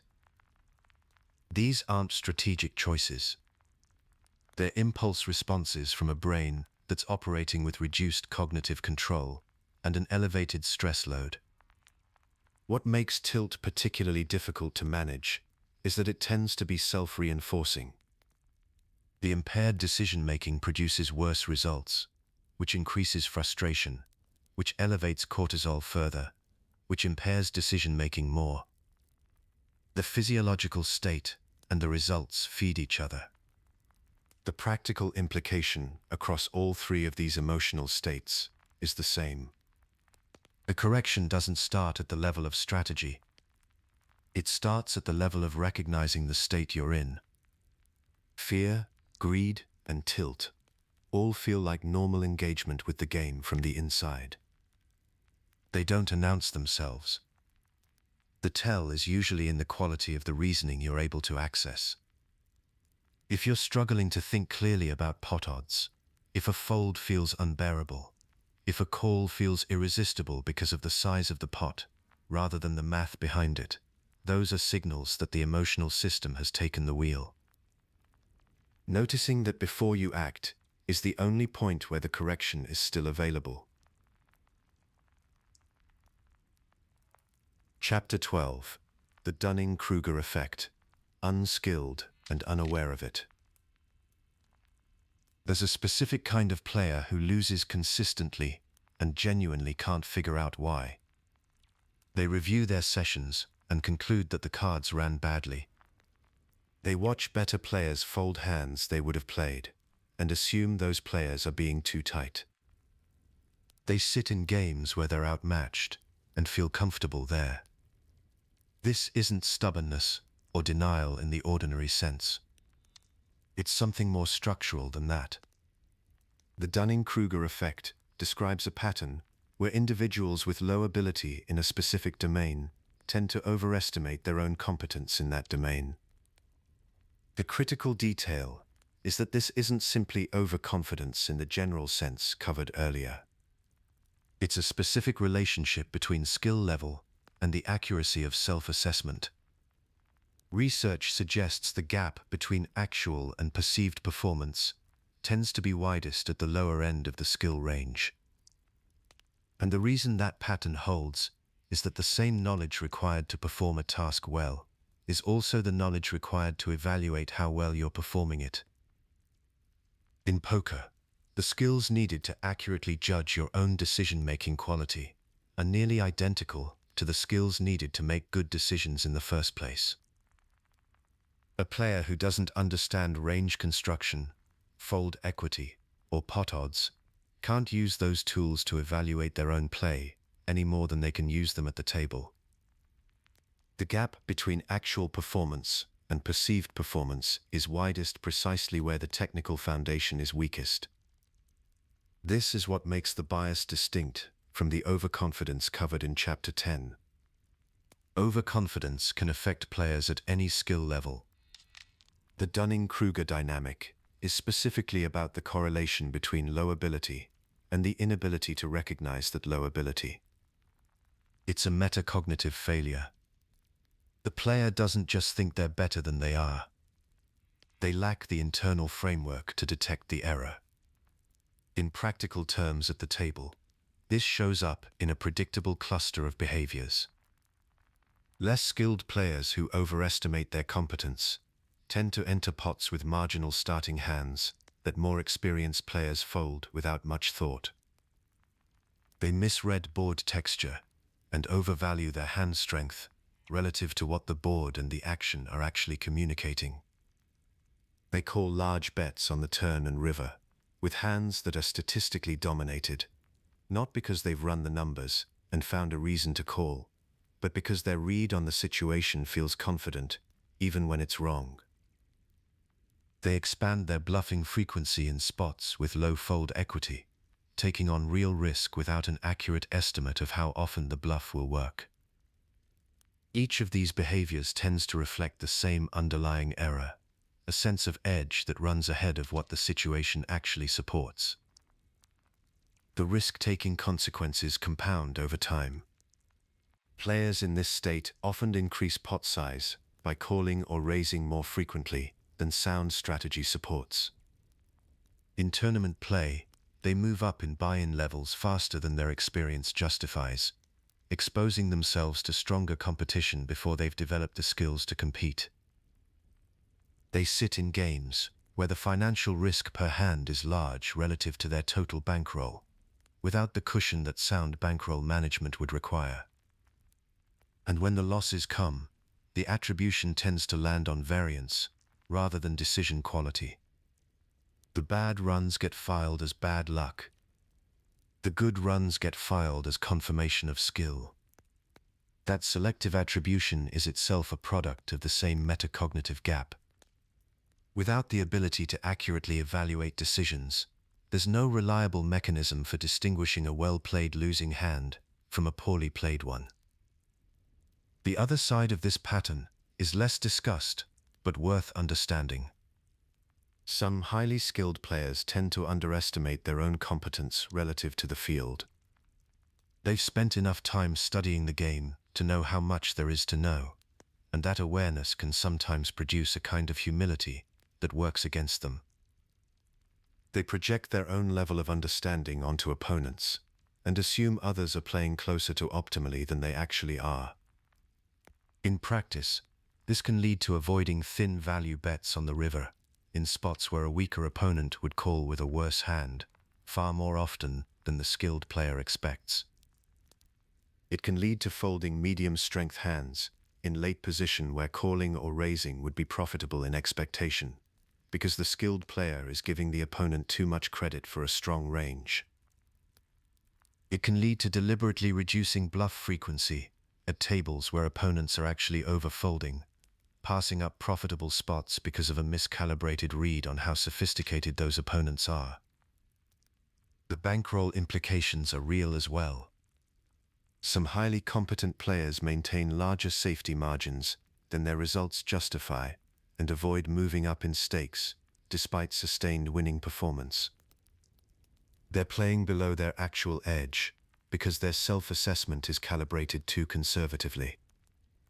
They shorten session length or reduce volume, limiting long-term profit by playing fewer advantageous spots than their skill level could support.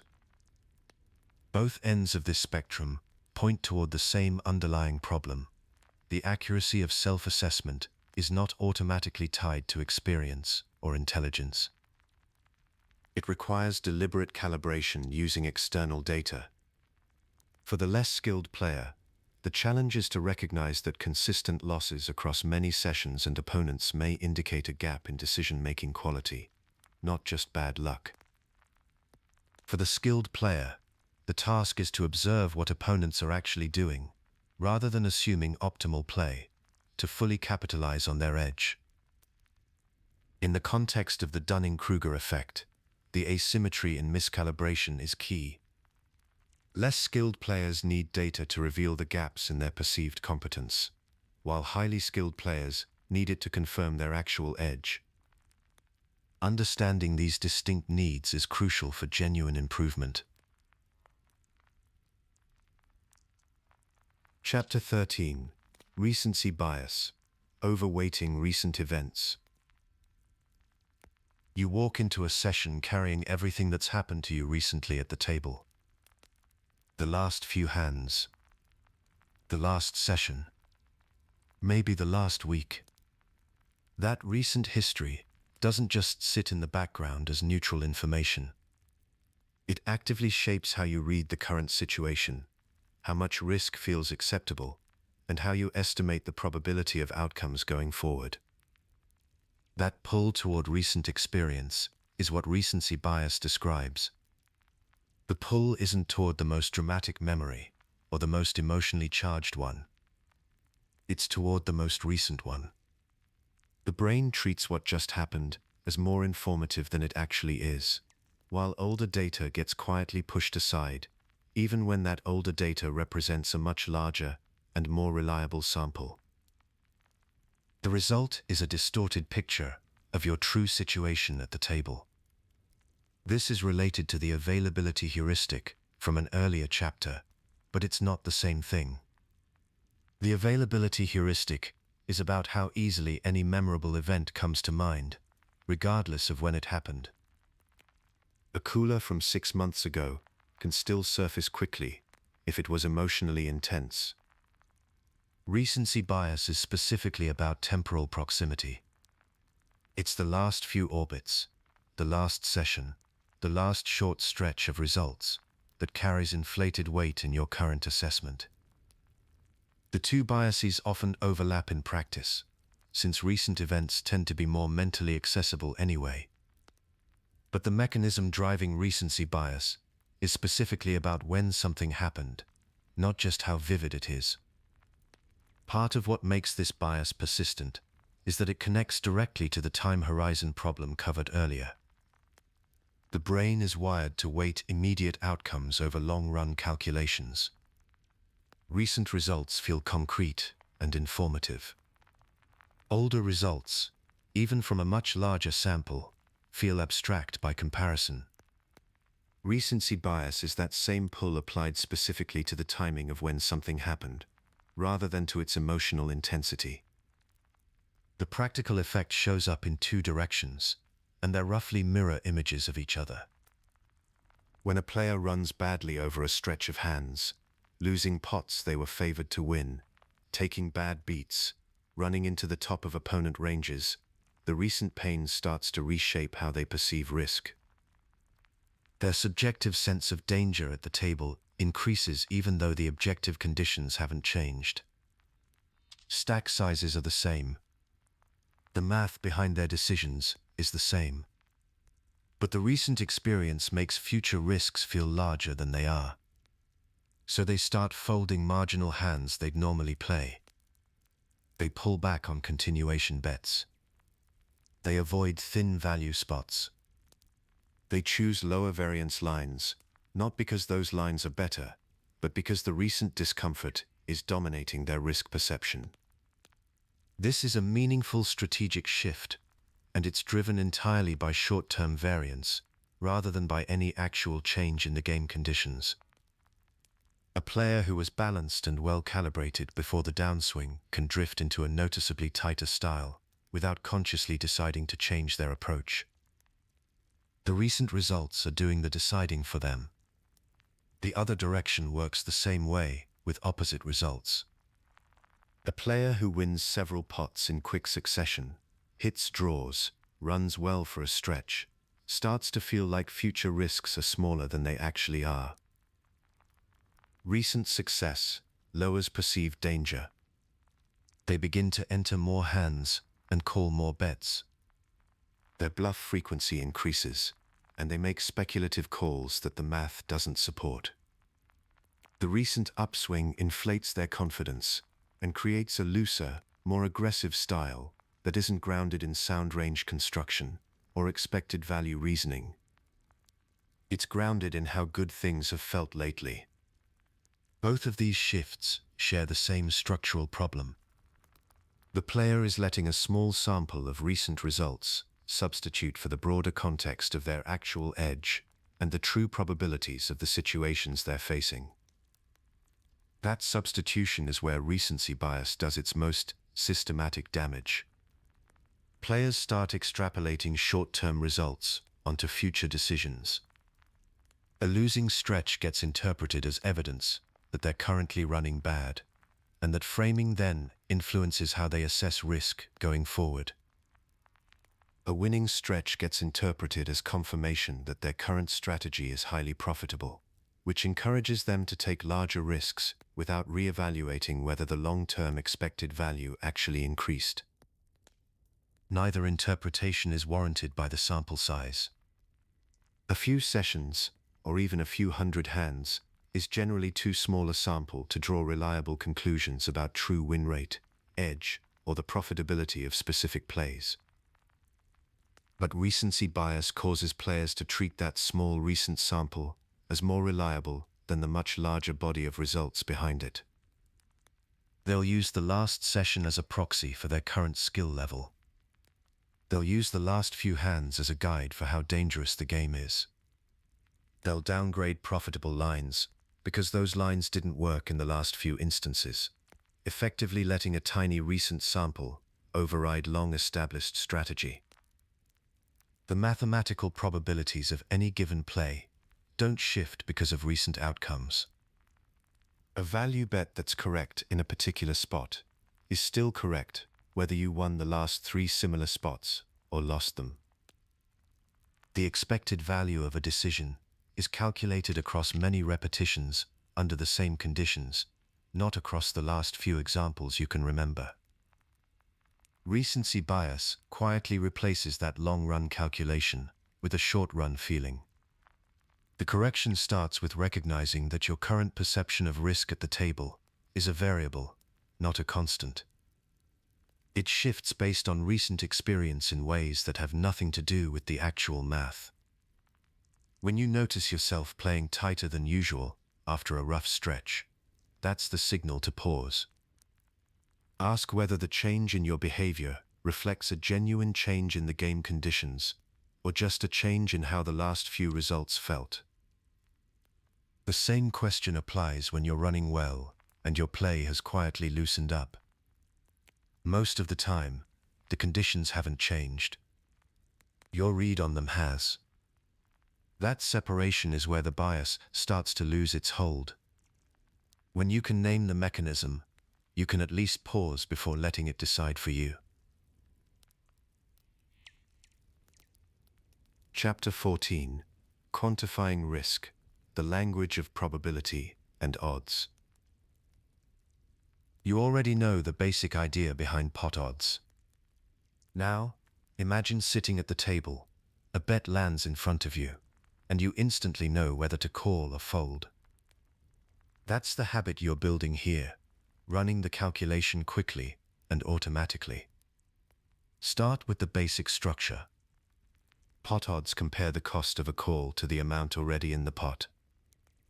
That comparison tells you the minimum equity you need to break even on the call, assuming no more betting happens. You convert it by dividing the call amount by the total pot after the call is made, and that gives you a percentage. If the pot has $60 in it, and your opponent bets 20, you'd be calling 20 to win 80. Divide 20 by 80. That's 25%. That number is your break-even equity threshold. You need at least 25% equity for the call to break even. If your actual equity is higher than that threshold, the call tends to have positive expected value. If it's lower, folding is generally the better decision. The math doesn't care how you feel about the hand. It just tells you whether the price is right.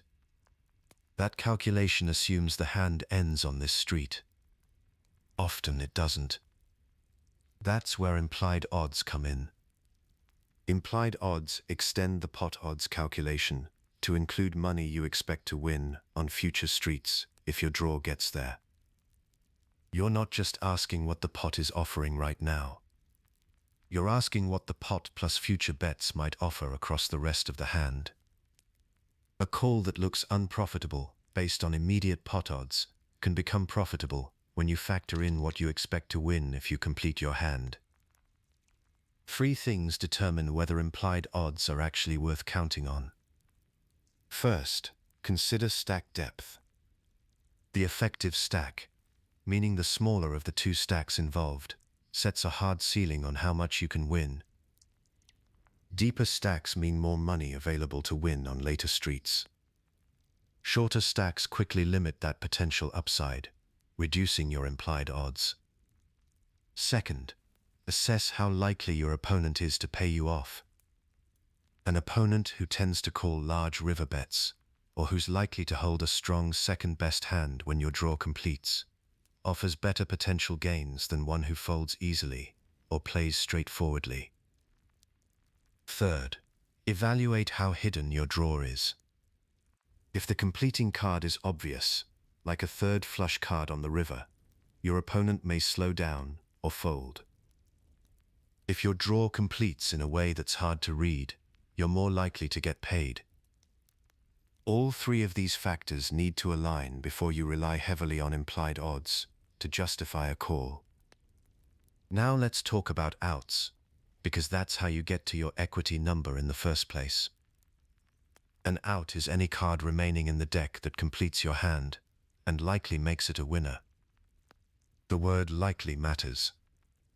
You want to count cards that genuinely improve your situation, not cards that improve your hand, but also complete something better for your opponent. For a flush draw, you hold 2 cards of the same suit, and 2 more of that suit appear on the board. There are 13 cards of each suit in the deck. You've seen 4 of them. That leaves 9 unseen cards of your suit, which gives you 9 outs. For an open-ended straight draw, you hold 4 consecutive cards and can complete the straight by hitting either end. That gives you 8 outs, 4 cards on the high end and 4 on the low end. Once you know your out count, you can convert it to a probability. On the turn, with 1 card to come, you divide your outs by the number of unseen cards. With 9 outs and 1 card to come, that's 9 divided by 46, which is roughly 19%. On the flop, with 2 cards to come, the calculation is slightly different, because you have 2 chances to hit. The cleanest approach is to calculate the probability of missing on both streets and subtract that from 100%. With 8 outs on the flop, the chance of missing the turn is 38 out of 47. If you miss the turn, the chance of missing the river is 37 out of 46. Multiply those together, and you get roughly 68% chance of missing both streets.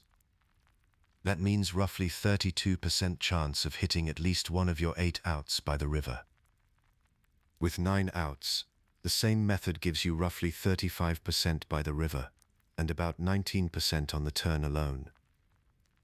Those numbers are the foundation. When you know your flush draw gives you roughly 19% equity on the turn, you can check that against the pot odds immediately. If you need less than 19% to break even, you have a direct call. If you need more, you need implied odds to make up the gap, and then you apply the three-factor check. Are the stacks deep enough? Is the opponent likely to pay off? And is your draw disguised well enough to get paid when it completes? This framework replaces the subjective feeling of a hand with a concrete comparison. Pot odds and outs don't respond to feelings. They give you a number, and that number either justifies the call or it doesn't. The feeling can still be there. The math just doesn't negotiate with it. Chapter 15. Expected Value, the North Star of Poker Decisions. A single outcome at the poker table tells you almost nothing about whether the decision was correct. You can make a terrible call and get there on the river. You can make a perfect fold and watch the dealer push a pot you would have won. Results and decision quality are not the same thing, and confusing them is one of the most persistent problems in poker. Expected value is the tool that separates those two things. Expected value builds on the idea of the average result of a decision across many repetitions. It tells you whether a decision is profitable over the long run. A positive expected value means the decision makes money over time, while a negative expected value means it loses money. The short-term result of any single instance is just variance doing what variance does. This is why expected value absorbs short-term swings without changing.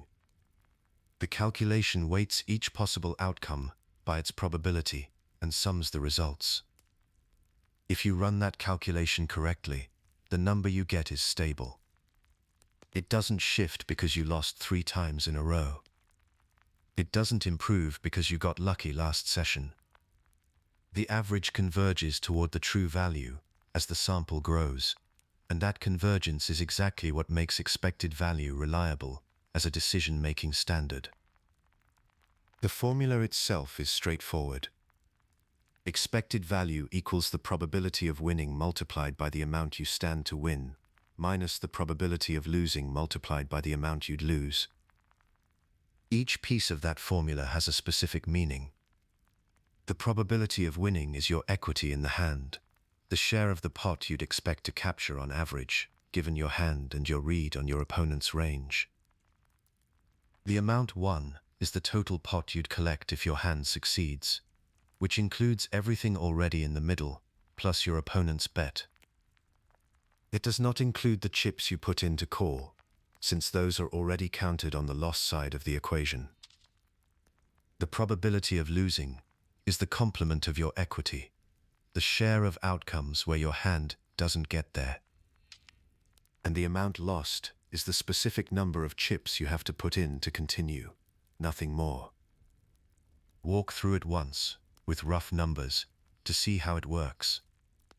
Say the pot is 60 chips and your opponent bets 20. You're considering a call. The total pot, if you call, is 100 chips, so that's your amount won. Your amount lost is 20, the size of the call. Now say your equity in the hand is 30%, meaning you expect to win roughly 3 times out of 10 in this spot. Your probability of losing is 70%. Multiply 30% by 100. That gives you 30. Multiply 70% by 20. That gives you 14. Subtract 14 from 30. Your expected value on the call is positive 16 chips. That's a call you generally make, regardless of what happened in the last hand. Now change one number. Drop your equity to 15%. Multiply 15% by 100, and you get 15. Multiply 85% by 20, and you get 17. Subtract 17 from 15, and you get -2. That call loses 2 chips on average per repetition. Same pot, same bet, same call size. The only thing that changed was your equity, and the decision flipped from correct to incorrect. That's the precision expected value gives you. It doesn't tell you what will happen. It tells you what to do. The reason this matters beyond the math is what it does to the psychological pressures that distort decisions.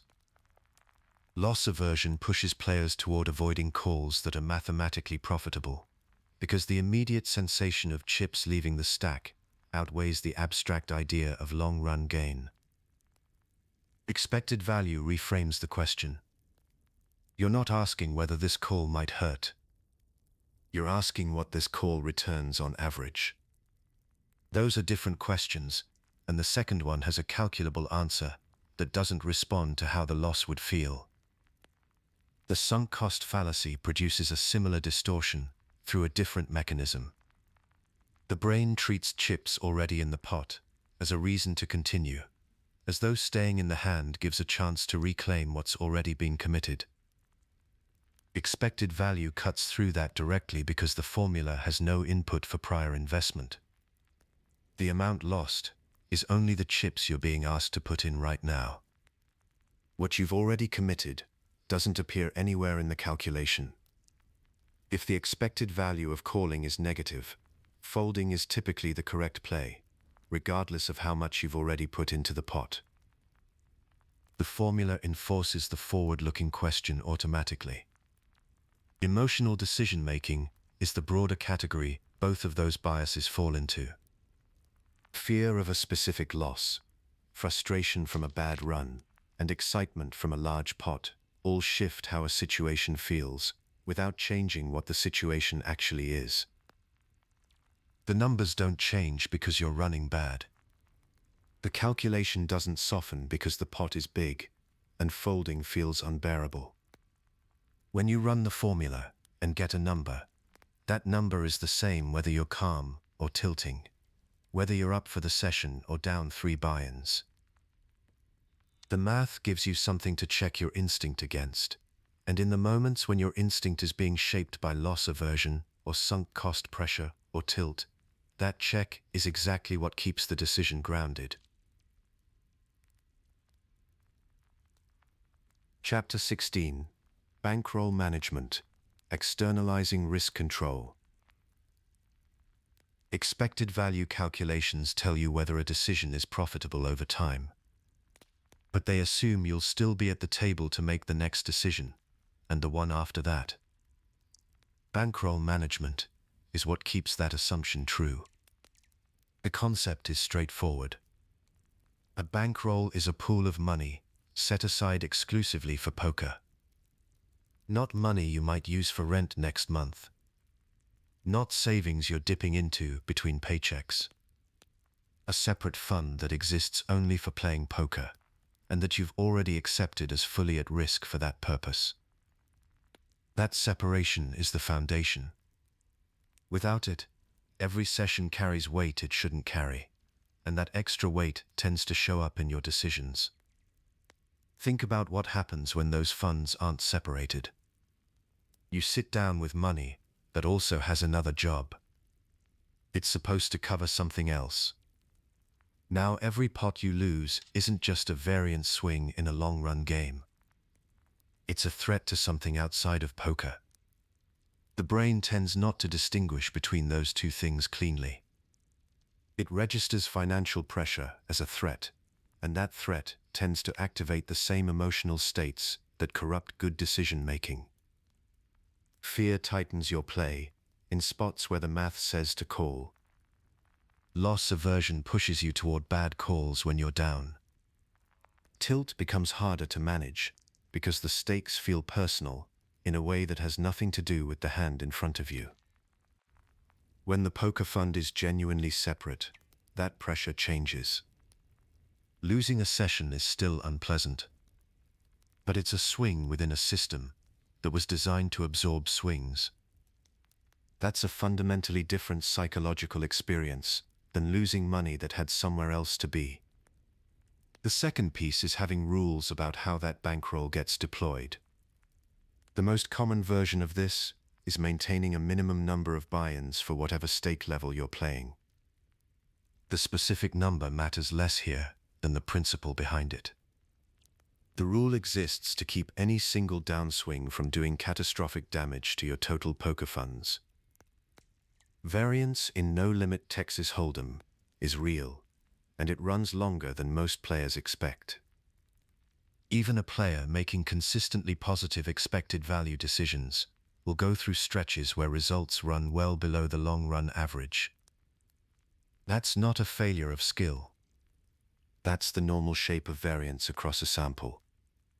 Without bankroll rules, a downswing can force you out of the game entirely, not because your decisions were wrong, but because you didn't have enough capital behind you to outlast the variance. The rules function as a structural brake. They keep you from moving up in stakes faster than your bankroll supports. They keep you from taking shots that expose a disproportionate share of your funds to a single result. They create a boundary between the emotional urge to take a bigger shot and the practical reality of what your bankroll can actually absorb. This matters most in the moments when you're losing. That's when the pull toward risk-seeking behavior is strongest. Loss-framed thinking is one of the most reliable sources of bad decisions at the poker table. A player who's stuck for a significant amount starts evaluating decisions differently. The question shifts from what's the right play to what gets me even. Those two questions tend to have very different answers, and the second one tends to produce worse results. Bankroll rules don't eliminate that emotional pull, but they create an external limit that operates independently of how you feel in the moment. The rule was set when you were thinking clearly. It holds even when you're not. That's the value of making the decision in advance, rather than in the middle of a losing session. The psychological benefit extends beyond just preventing ruin. When you know your bankroll is properly sized for the game you're playing, losing sessions get reframed automatically. A session where you lost 2 buy-ins isn't a crisis. It's a data point in a long-run sample. The bankroll was built to handle it. That reframe reduces the emotional intensity of individual results, which makes it easier to stay focused on the quality of your decisions rather than the size of your current stack. A properly funded bankroll makes it easier to maintain the framing that individual outcomes don't dictate whether you played correctly. What matters is whether the decision was right, given the information available at the time. A bad beat on the river doesn't mean the call was wrong. A bluff that gets called doesn't mean the bluff was wrong. But it's very hard to hold on to that framing when the loss feels like it threatens something beyond the game itself. The players who sustain long-run profitability tend to be not just the ones who understand the math. They're often the ones who've structured their relationship with money in a way that lets them apply that math consistently, session after session, even when the results are running against them. Bankroll management is what makes that consistency possible. It allows you to see the right decision clearly, even when the pressure is on. Chapter 17: Decision Trees and Scenario Planning. Structured Thinking for Complex Spots. In the world of poker, clarity often comes from preparation. When a hand gets complicated, the players who stay clearest aren't always the ones with the best instincts. They're often the ones who've already thought through the structure of the problem before it arrived. A decision tree is a way of mapping that structure. In no-limit Texas Hold'em, every hand is a sequence of choices, and each choice opens a set of possible responses, which open further choices, and so on. A decision tree makes that sequence visible. You start at a single point, the decision in front of you right now, and you branch outward. Each branch represents a possible action. Each action leads to a set of possible opponent responses. Each response leads to another set of outcomes. The tree doesn't tell you what to do.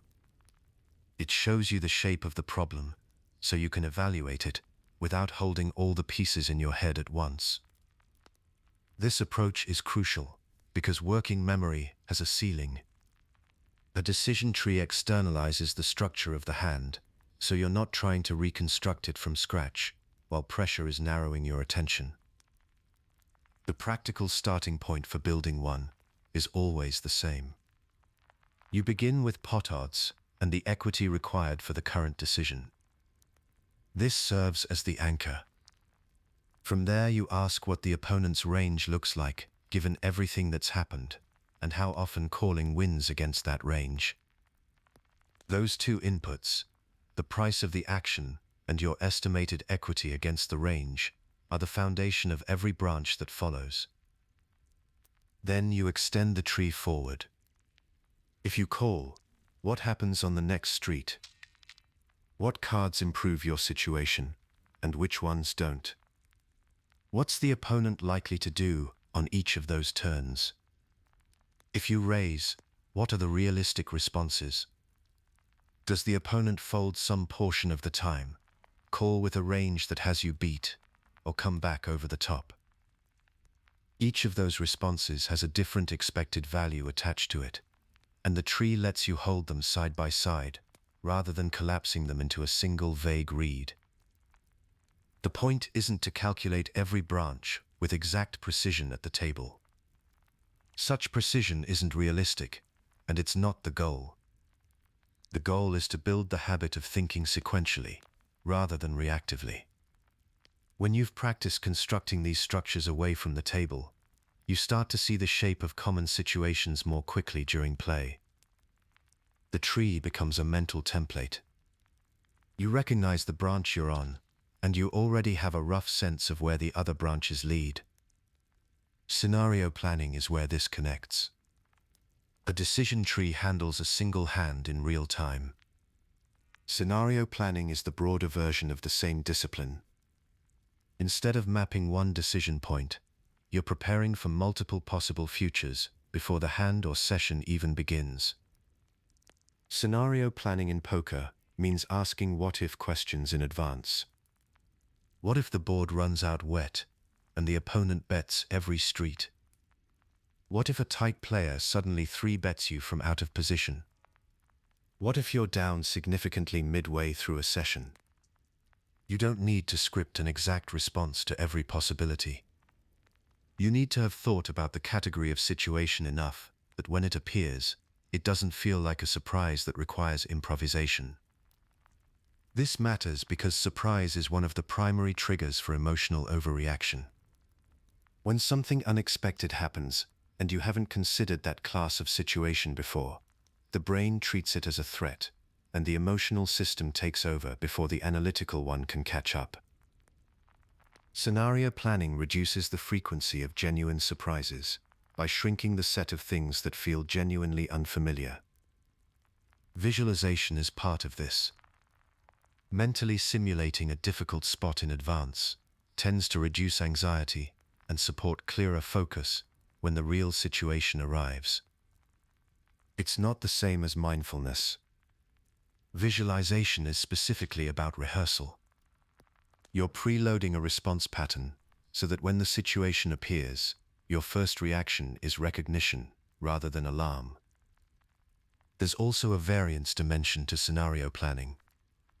Noticing the possibility of a difficult run before it happens, rather than only reacting to it after it starts, helps you separate the question of whether you're running badly from the question of whether you're deciding badly. Those two things feel identical from the inside when you're in the middle of a losing stretch. If you've already thought through what a variance-driven downswing looks like, you're better positioned to evaluate your decisions on their own terms, rather than letting the results color your assessment of the process. Emotional overconfidence after a big win creates the same problem in reverse. A player who hasn't planned for the scenario of being up significantly in a session has no pre-committed framework for how to respond when that happens. The win feels like confirmation of edge. The loosening that follows feels like confidence rather than drift. Scenario planning puts a structure around those moments too, not by eliminating the feeling but by giving you a reference point that exists outside of it. Both tools serve the same underlying function. They move analysis out of the moment of highest pressure and into a space where the emotional system isn't running the calculation. The structured thinking you do before a difficult spot is the thinking you can actually trust. What you construct in the middle of it is more vulnerable to every bias and emotional state the previous chapters have described. The preparation doesn't remove those pressures. It just means you've already done the hard part before they arrived. Chapter 18. Emotional Detachment. Separating Feelings from Facts. Imagine sitting at the table, tools in hand, decision trees, scenario planning, pot odds, expected value frameworks. They're all part of your arsenal now. But structure alone doesn't protect you from the moment when a player you've been beating all night sucks out on you with a hand they had no business playing, and suddenly none of the tools feel accessible. That gap between knowing what to do and being able to do it when you're emotionally activated is what this chapter is about. The first step is recognizing what's actually happening inside you. Frustration, excitement, and fear don't always announce themselves clearly at the table. Frustration in particular often feels like focus. It feels like you're paying close attention, locking in, watching your opponent carefully. But what's actually happening is that your evaluation of the situation has started to bend toward what you want to be true, rather than what the information supports. When you lose to a player who made a mathematically poor decision and got rewarded for it, that specific kind of loss tends to fuel a stronger emotional response than a standard bad beat.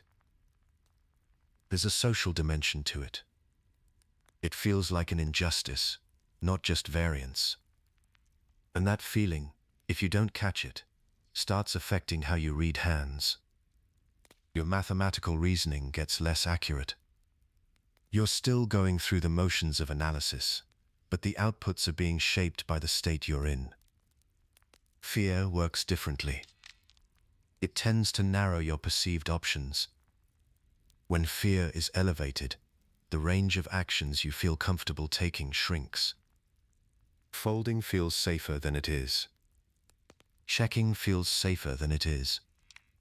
The emotional system is trying to reduce exposure, which is a reasonable instinct in physical danger, but a costly one at a poker table, where passive play against aggressive opponents tends to be the losing line. Excitement does something similar, but in the opposite direction. A big pot, a strong hand, a read you feel certain about. These can all produce a kind of arousal that makes you feel like you're playing well, when you're actually just playing fast. The practical question is what you do once you notice one of these states is running. The first tool is controlled breathing. When you're emotionally activated, your breathing tends to become faster and shallower. That physiological pattern feeds back into the arousal state and keeps it elevated. Deliberately slowing your breath, taking a few deep, controlled inhales and exhales, interrupts that feedback loop. It doesn't resolve that internal condition, but it creates a small window of physiological calm that makes clearer thinking more accessible. You can do this at the table without drawing attention. It takes about 30 seconds. It actually works. The second tool is a short break when one is available. Getting up between hands, stepping away from the table briefly, removes you from the sensory environment that's triggering the response. Distance, Even physical distance helps reset your frame of reference.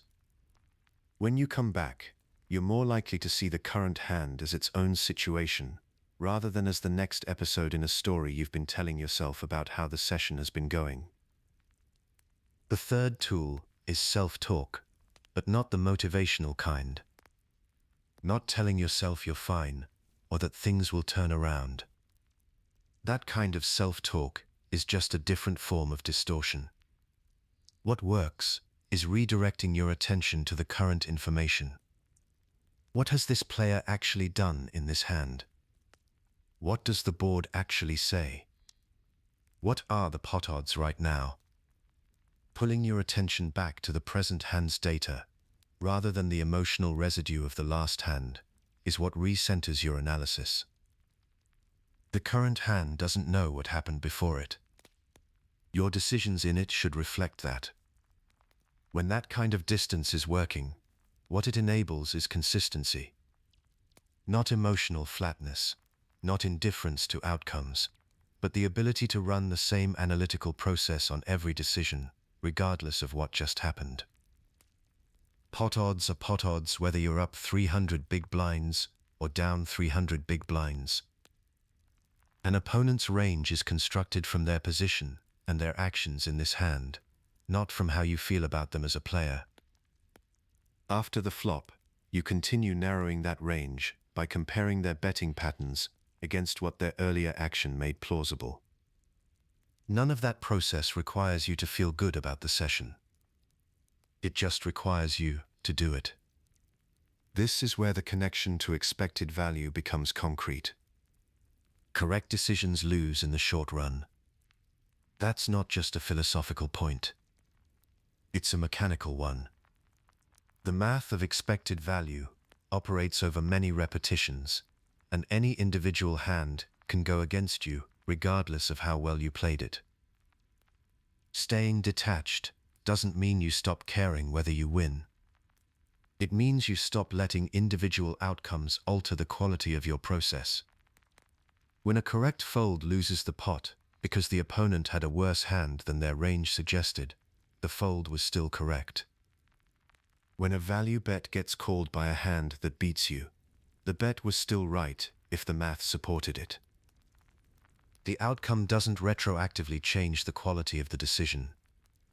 What that separation actually protects is your ability to assess risk objectively on the next hand. When you're in a reactive state, the risk assessment tools you've built are still technically available to you. Pot odds, implied odds, range analysis, expected value calculation. But what's running underneath is quietly weighting the inputs. You're not running the calculation on the actual situation. You're running it on a version of the situation that's been filtered through whatever emotional state is active. Detachment doesn't add new information. It removes the distortion that's been layered over the information you already have. The goal isn't to become a different kind of player. It's to become the player you already know how to be, more of the time, under more conditions, including the ones that make it hardest. Chapter 19. Pre-Mortem Analysis. Anticipating failure to mitigate risk. You sit down before a session with a plan. You know the stakes, you know your bankroll, and you've thought about the spots you want to play well. That feels like preparation. But there's a direction problem built into that kind of thinking. When you're imagining how things go right, you're mostly thinking about the conditions that support success. The risks that don't fit that picture tend to stay out of frame. A pre-mortem flips that direction. Instead of asking what you need to do to succeed, you start by assuming you've already failed. The session is over. It went badly. You're down several buy-ins, and you're trying to figure out what happened. Then you work backward from that imagined failure and list every plausible cause you can identify. That shift in framing matters more than it might seem. Psychologist Gary Klein described this technique in 2007 in a paper published in the Harvard Business Review, and the key insight behind it is that imagining an event as already having occurred makes it easier to think clearly about what could have caused it. When you ask yourself what might go wrong, you're speculating about possibilities that still feel abstract. When you ask yourself what went wrong, the question lands differently. It feels more concrete, more personal, and it tends to surface more honest answers. This is why the technique is classified as a form of prospective hindsight. You're not predicting the future. You're using the mental posture of looking back to get past the optimism that tends to filter out uncomfortable risks when you're looking forward. In organizational contexts, pre-mortem sessions are typically run at the end of the planning phase, before major resources are committed. That timing is deliberate. The point is to catch high-impact risks while there's still room to address them. The same logic applies directly to poker. Before a session begins, before you sit down and commit your time and money, is exactly when this kind of analysis is most useful. To run a poker pre-mortem, you pick a specific context. Then you imagine the worst realistic outcome for it. In a cash game, you imagine finishing the night down several buy-ins. In a tournament, you imagine busting before the money. You don't imagine a freak outcome. You imagine a plausible bad result, the kind that actually happens to players at your level, and then you ask what got you there. The list of causes you generate should cover both strategic and emotional failure modes. On the strategic side, that might include calling 3 bets too wide pre-flop, over-bluffing on boards that don't support it, or ignoring stack-to-pot ratios in spots where commitment decisions are close. On the emotional side, it might include chasing losses after a bad early stretch, playing hands differently because of who's watching, or continuing to play past the point where your focus was still reliable. Environmental factors belong on the list too.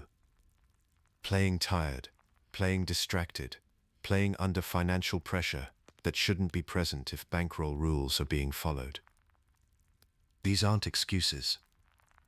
They're known conditions that produce systematic errors, and identifying them in advance means you can treat them as decision points rather than as things that just happen to you. The internal and external distinction matters here. Internal failure modes sit within your control, your emotional state, your discipline around session length, whether you're playing within your bankroll. External failure modes sit outside it, like a bad run-out or an opponent playing unusually well. Rather than asking you to prevent bad luck, the pre-mortem encourages you to distinguish between the effects of variance and the consequences of your own decisions, so you're not conflating the two when you're evaluating what went wrong. One practical format that works well is writing this down. Before a session, you list 2 or 3 realistic failure scenarios specific to your own tendencies. Not generic ones. Yours. The mistakes you've actually made before, the emotional patterns you've noticed in your own play, the spots where you know your decision-making tends to soften. Writing them down creates something you can return to. It also creates a record across sessions, so over time you can see which failure modes actually materialized and which ones didn't. The direct benefit of this process is that it converts vague risk awareness into something actionable. Knowing in the abstract that tilt is a risk is not the same as having written down, before the session started, that losing a big pot early tends to push you toward loss-chasing behavior. When you've named that pattern explicitly, it becomes easier to recognize in the moment. It functions as a trigger. You've already told yourself what to watch for, so when the condition appears, the recognition comes faster, and the pause before acting becomes more available. This is where the cost of optimism bias becomes concrete. It doesn't just make you feel good about your chances. It quietly filters out the failure scenarios that would change your behavior if you took them seriously. A pre-mortem is a structured way to override that filter. By committing to the failure frame before you begin, you're deliberately giving weight to the downside scenarios that the optimistic default tends to minimize. Players who run pre-mortems regularly tend to develop a different relationship with their own risk profile. They start thinking in terms of ranges of outcomes rather than single expected results. They're more likely to set stop-loss limits before a session rather than deciding in the moment when they're already stuck and emotionally activated. Recognizing when an in-session decision is being shaped by loss recovery pressure rather than by the actual math of the hand in front of them becomes more intuitive. The analysis also sharpens post-session review. When you've documented your anticipated failure modes before a session, you have a baseline to compare against afterward. You can see whether the mistakes you made were ones you'd already identified, which tells you something about whether the issue is recognition or execution. That distinction is worth knowing. A mistake you couldn't have anticipated requires different work than a mistake you predicted and made anyway. The pre-mortem doesn't change the cards you get or the opponents you face. What it changes is the quality of the decisions you bring to the table by doing the honest risk accounting before the pressure is on, rather than inside it. Chapter 20. Cultivating a Resilient Poker Mindset, Embracing Variance and Learning. In poker, a growth mindset means you interpret difficult sessions and losses as data about your decision-making, rather than as verdicts on your ability. It's a meaningful distinction. A fixed mindset treats a losing session as evidence that you're not good enough. A growth mindset treats the same session as a set of hands worth reviewing. The emotional weight is different. That difference has real consequences for how you study and how you play. This shows up concretely in how you define success. If success means winning a specific pot, then every bad beat is a failure. If success means making sound, repeatable decisions with positive expected value across many hands and sessions, then a lost pot, where you made the right call, is still a success. The outcome was negative. The decision quality was not. Keeping those two things separate is something a growth mindset makes possible, and something a fixed mindset makes very difficult. In cash games, players with this orientation tend to carry a dual awareness into each hand. In familiar spots, they focus on clean execution. When a situation exposes a gap in their understanding, they register it as something to study, rather than something to be embarrassed about. That mental note, made during play, is what drives the work that happens away from the table. In tournaments, this matters even more. Bust-outs are inevitable. Even strong players will experience stretches of early eliminations due to variance in stack dynamics and pressure situations. A growth mindset reframes each bust-out as feedback about decision quality under pressure, rather than a definitive statement about talent. Downswings become signals to refine range construction and emotional regulation. They don't become reasons to abandon strategies that are actually sound. The underlying belief that makes all of this work is that reading opponents, managing tilt, and evaluating risk are skills that improve through deliberate practice. They're not fixed traits. Your long-term win rate isn't a ceiling set by natural ability. It's a number that reflects your current level of development, and it's improvable. Believing that is what keeps you studying when the results are running against you. That belief only holds up if you're actually doing the work. Continuous study in poker means regularly reviewing hand histories, revisiting probability concepts, and updating your strategic frameworks based on what you're learning. It's not a one-time project. The game evolves. Your understanding has to keep pace with it. Session review is one of the most direct tools available. After leaving the table, going through played hands lets you detect recurring leaks in your risk-taking.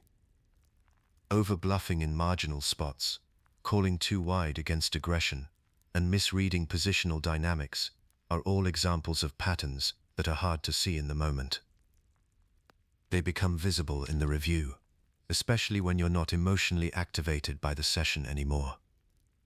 The goal of that review is to separate luck-driven variance from genuine strategic mistakes. A hand you lost because you got it in good and the cards ran bad is different from a hand you lost because your read was wrong or your sizing was off. Conflating those two categories is how players either overcorrect after variance or ignore real leaks because the session happened to be profitable. Tracking databases make this more precise. Consistent losses in specific positions reveal patterns worth examining. Low win rates in certain bet sizing ranges do the same. So does showdown frequency that's out of line with your stated strategy. These metrics reveal whether your aggressive or passive tendencies are actually sustainable over a large sample, or whether they're being propped up by short-term variance. Objective feedback of that kind doesn't respond to how confident you feel. It just shows you what the numbers say. Peer discussion and coaching sessions add another layer. When you explain a hand to someone else, you're forced to articulate your reasoning rather than just feel it. External viewpoints reduce the impact of your own cognitive biases on how you perceived the risk in a given spot. Another player might immediately see what you filtered out because it contradicted your read. All of this study and self-analysis only sustains itself if you have a stable relationship with variance. Variance produces large swings over relatively small samples. That's not a flaw in the game. It's a structural feature of it, and it's unavoidable. The problem isn't variance itself. The problem is what happens when a player treats short-term results as meaningful signals about their decision quality. A downswing that's entirely within normal variance can feel like evidence of systemic failure if you're evaluating performance over too small a sample. That feeling then generates emotional responses that distort future decisions. Large emotional reactions to short-term losses are often associated with increased willingness to take on higher risk, which tends to exacerbate bankroll volatility rather than correct it. Maintaining a long-term perspective is the structural counter to this. It means evaluating your performance in terms of expected value and trends across many sessions and events, not in terms of whether the last few hours went well. Players who hold this perspective tend towards steadier betting patterns and more consistent risk management across sessions, even during temporary downswings or heaters. The variance is still there. The emotional response to it is smaller because the frame of reference is wider.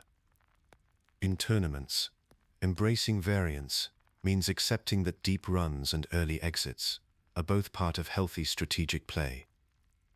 Trying to avoid early exits by playing more conservatively in profitable but risky spots tends to reduce your expected value without meaningfully improving your results. The variance is built into the format. Attempting to eliminate it by changing your strategy usually just reduces your expected value. Emotional equilibrium in this context means your feelings about winning or losing individual pots don't meaningfully alter your underlying risk preferences or strategy selection during the session. That doesn't require indifference to outcomes. It requires enough perspective on variance that a bad run doesn't feel like a crisis requiring a strategic overhaul. The growth mindset, the study habits, and the long-term frame on variance all reinforce each other. Believing your skills are improvable motivates you to study. Honest study improves your ability to separate variance from decision quality. Reliable separation of these factors makes variance feel like normal background noise in a game you're gradually mastering.